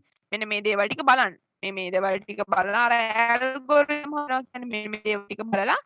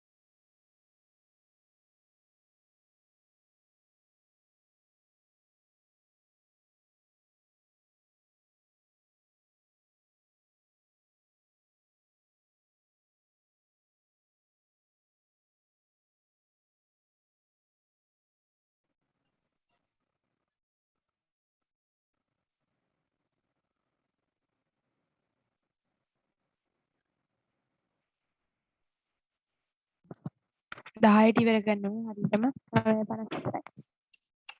විනාඩියක් තිබ්බ නැති මට.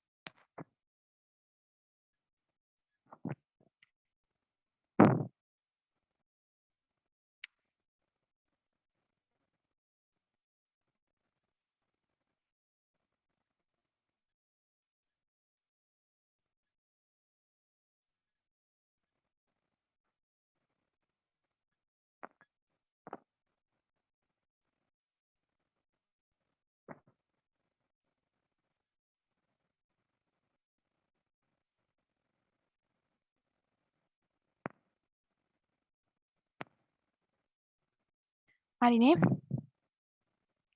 මම කතා කරන්න එතකොට මැනේජර් ඇසෙට් සෙන්ටර්ස් කියන්නේ මේක ඔයාලා කියව ගන්න මේක තියෙන්නේ මං කිව්ව ටිකම තමයි මේ ප්‍රෝග්‍රෑම් එකක් මේක ඉදි කරන්නේ මැනේජරියල් ජොබ් වලට මිනිස්සුන්ව තෝරා ගන්න එක එතකොට ඒ තෝරාගන්නේ මං තෝරාගන්න විදිය කිව්වනේ මොකක් හරි ඇප්ලිකේෂන්ස් 10ක් දැම්මත් ඒ ඇප්ලිකේෂන්ස් 10න් හොඳම මනුස්සයව තෝරනවා ඒ හොඳම මනුස්සයව තෝරන්නේ ඒ අදාළ ප්‍රෝග්‍රෑම් එකකට දුන්න ක්‍රයිටීරියාස් මත හරි අදාළ ප්‍රෝග්‍රෑම් එක අපි කලින් හදනවනේ මෙන්න මේ දේවල් චෙක් කරන්න මේ දේවල් තියෙනවා නම් ඒ මනුස්සයව අවුට්පුට් එක විදිහට හොඳයි මේ දේවල් නැත්නම් ඒ මනුස්සයා රිජෙක්ටඩ් කියලා අපි මුලින්ම සයින් කරනවා ඒ සයින් කරපු එක මතක තමයි මෙයා තෝරන්නේ මේ ඇසෙට් සෙන්ටර්ස් කොට මේක සෙන්ටර් එකක් නෙමෙයි ඒක තමයි මෙතනදි කියන්නේ හරිද මේක ප්‍රෝග්‍රෑම් එකක් කියලා එතකොට ඒකේ තියෙන manager asset centers has follow the features මේවා තමයි features මේ තියෙන්නේ they are multi evaluators එකපාර ගොඩාක් මේ දේවල් කරන්න පුළුවන් හරිද ඒ කියන්නේ access කරන්න පුළුවන් ඒ කියන්නේ එකපාර ගොඩාක් access කරන්න පුළුවන් සහ එයාට එකපාර ගොඩක් check කරන්න පුළුවන් check කිරීමේ හැකියාව තියෙනවා එතකොට මෙයා program එකක් හරිද it focus on behaviors of the job applicant ගේ behaviors මත තමයි මේ දේවල් තීරණය වෙන්නේ හරිද ඒවයි මේවයි මේ කියන්නේ මේ manager asset centers වල තියෙන features තමයි කියලා තියෙන්නේ හරිද ඔයාලට මේ මං පැහැදිලි කිරීමත් එක්ක මේ දේවල් කියවුවාම තේරෙයි ඒ දේවල් කියව ගන්න එතකොට එච්චර තමයි පාඩම මම දැන් එතකොට හෙට නෙමෙයි අනිත් මේ 4 වෙනි පාඩම ඉවර කරේ 5 වෙනි පාඩම කරන්න හෙට නෙමෙයි අනිද්දා හරි 5 වෙනි පාඩම කරන්න මම දන්නේ නැහැ කොච්චර පැය ගාණක් යයිද කියලා 5 වෙනි පාඩම සෑහෙන දිග පාඩමක්. එතකොට මේ ඒකත් අපි කරමු නේද දවසකට එක පාඩමක් ගානේ කරමු. නැත්තම් මේක කරගන්න බැරි වෙනවා මේ දැන් මම ප්ලෑන් කරලා තියෙන්නේ නම් ඔහොම දවසක් කියලා දවසක් පාඩම ගාන ඉවර කරනවා. ඒ ඉවර කරනකොටත් මට ඉවර කරන්න වෙන්නේ 16 වෙනිදා. 16 වෙනිදා ඒක ඉවර කරලා අපි 17 වෙනිදා වගේ පේපර් එකක් සාකච්ඡා කරමු නේද? 18 19 20 ඔය දවස් තුන තියෙනවනේ ඔයාලට ආයි මොකක් හරි මතක් කරගන්න ඔය දේවල් වලට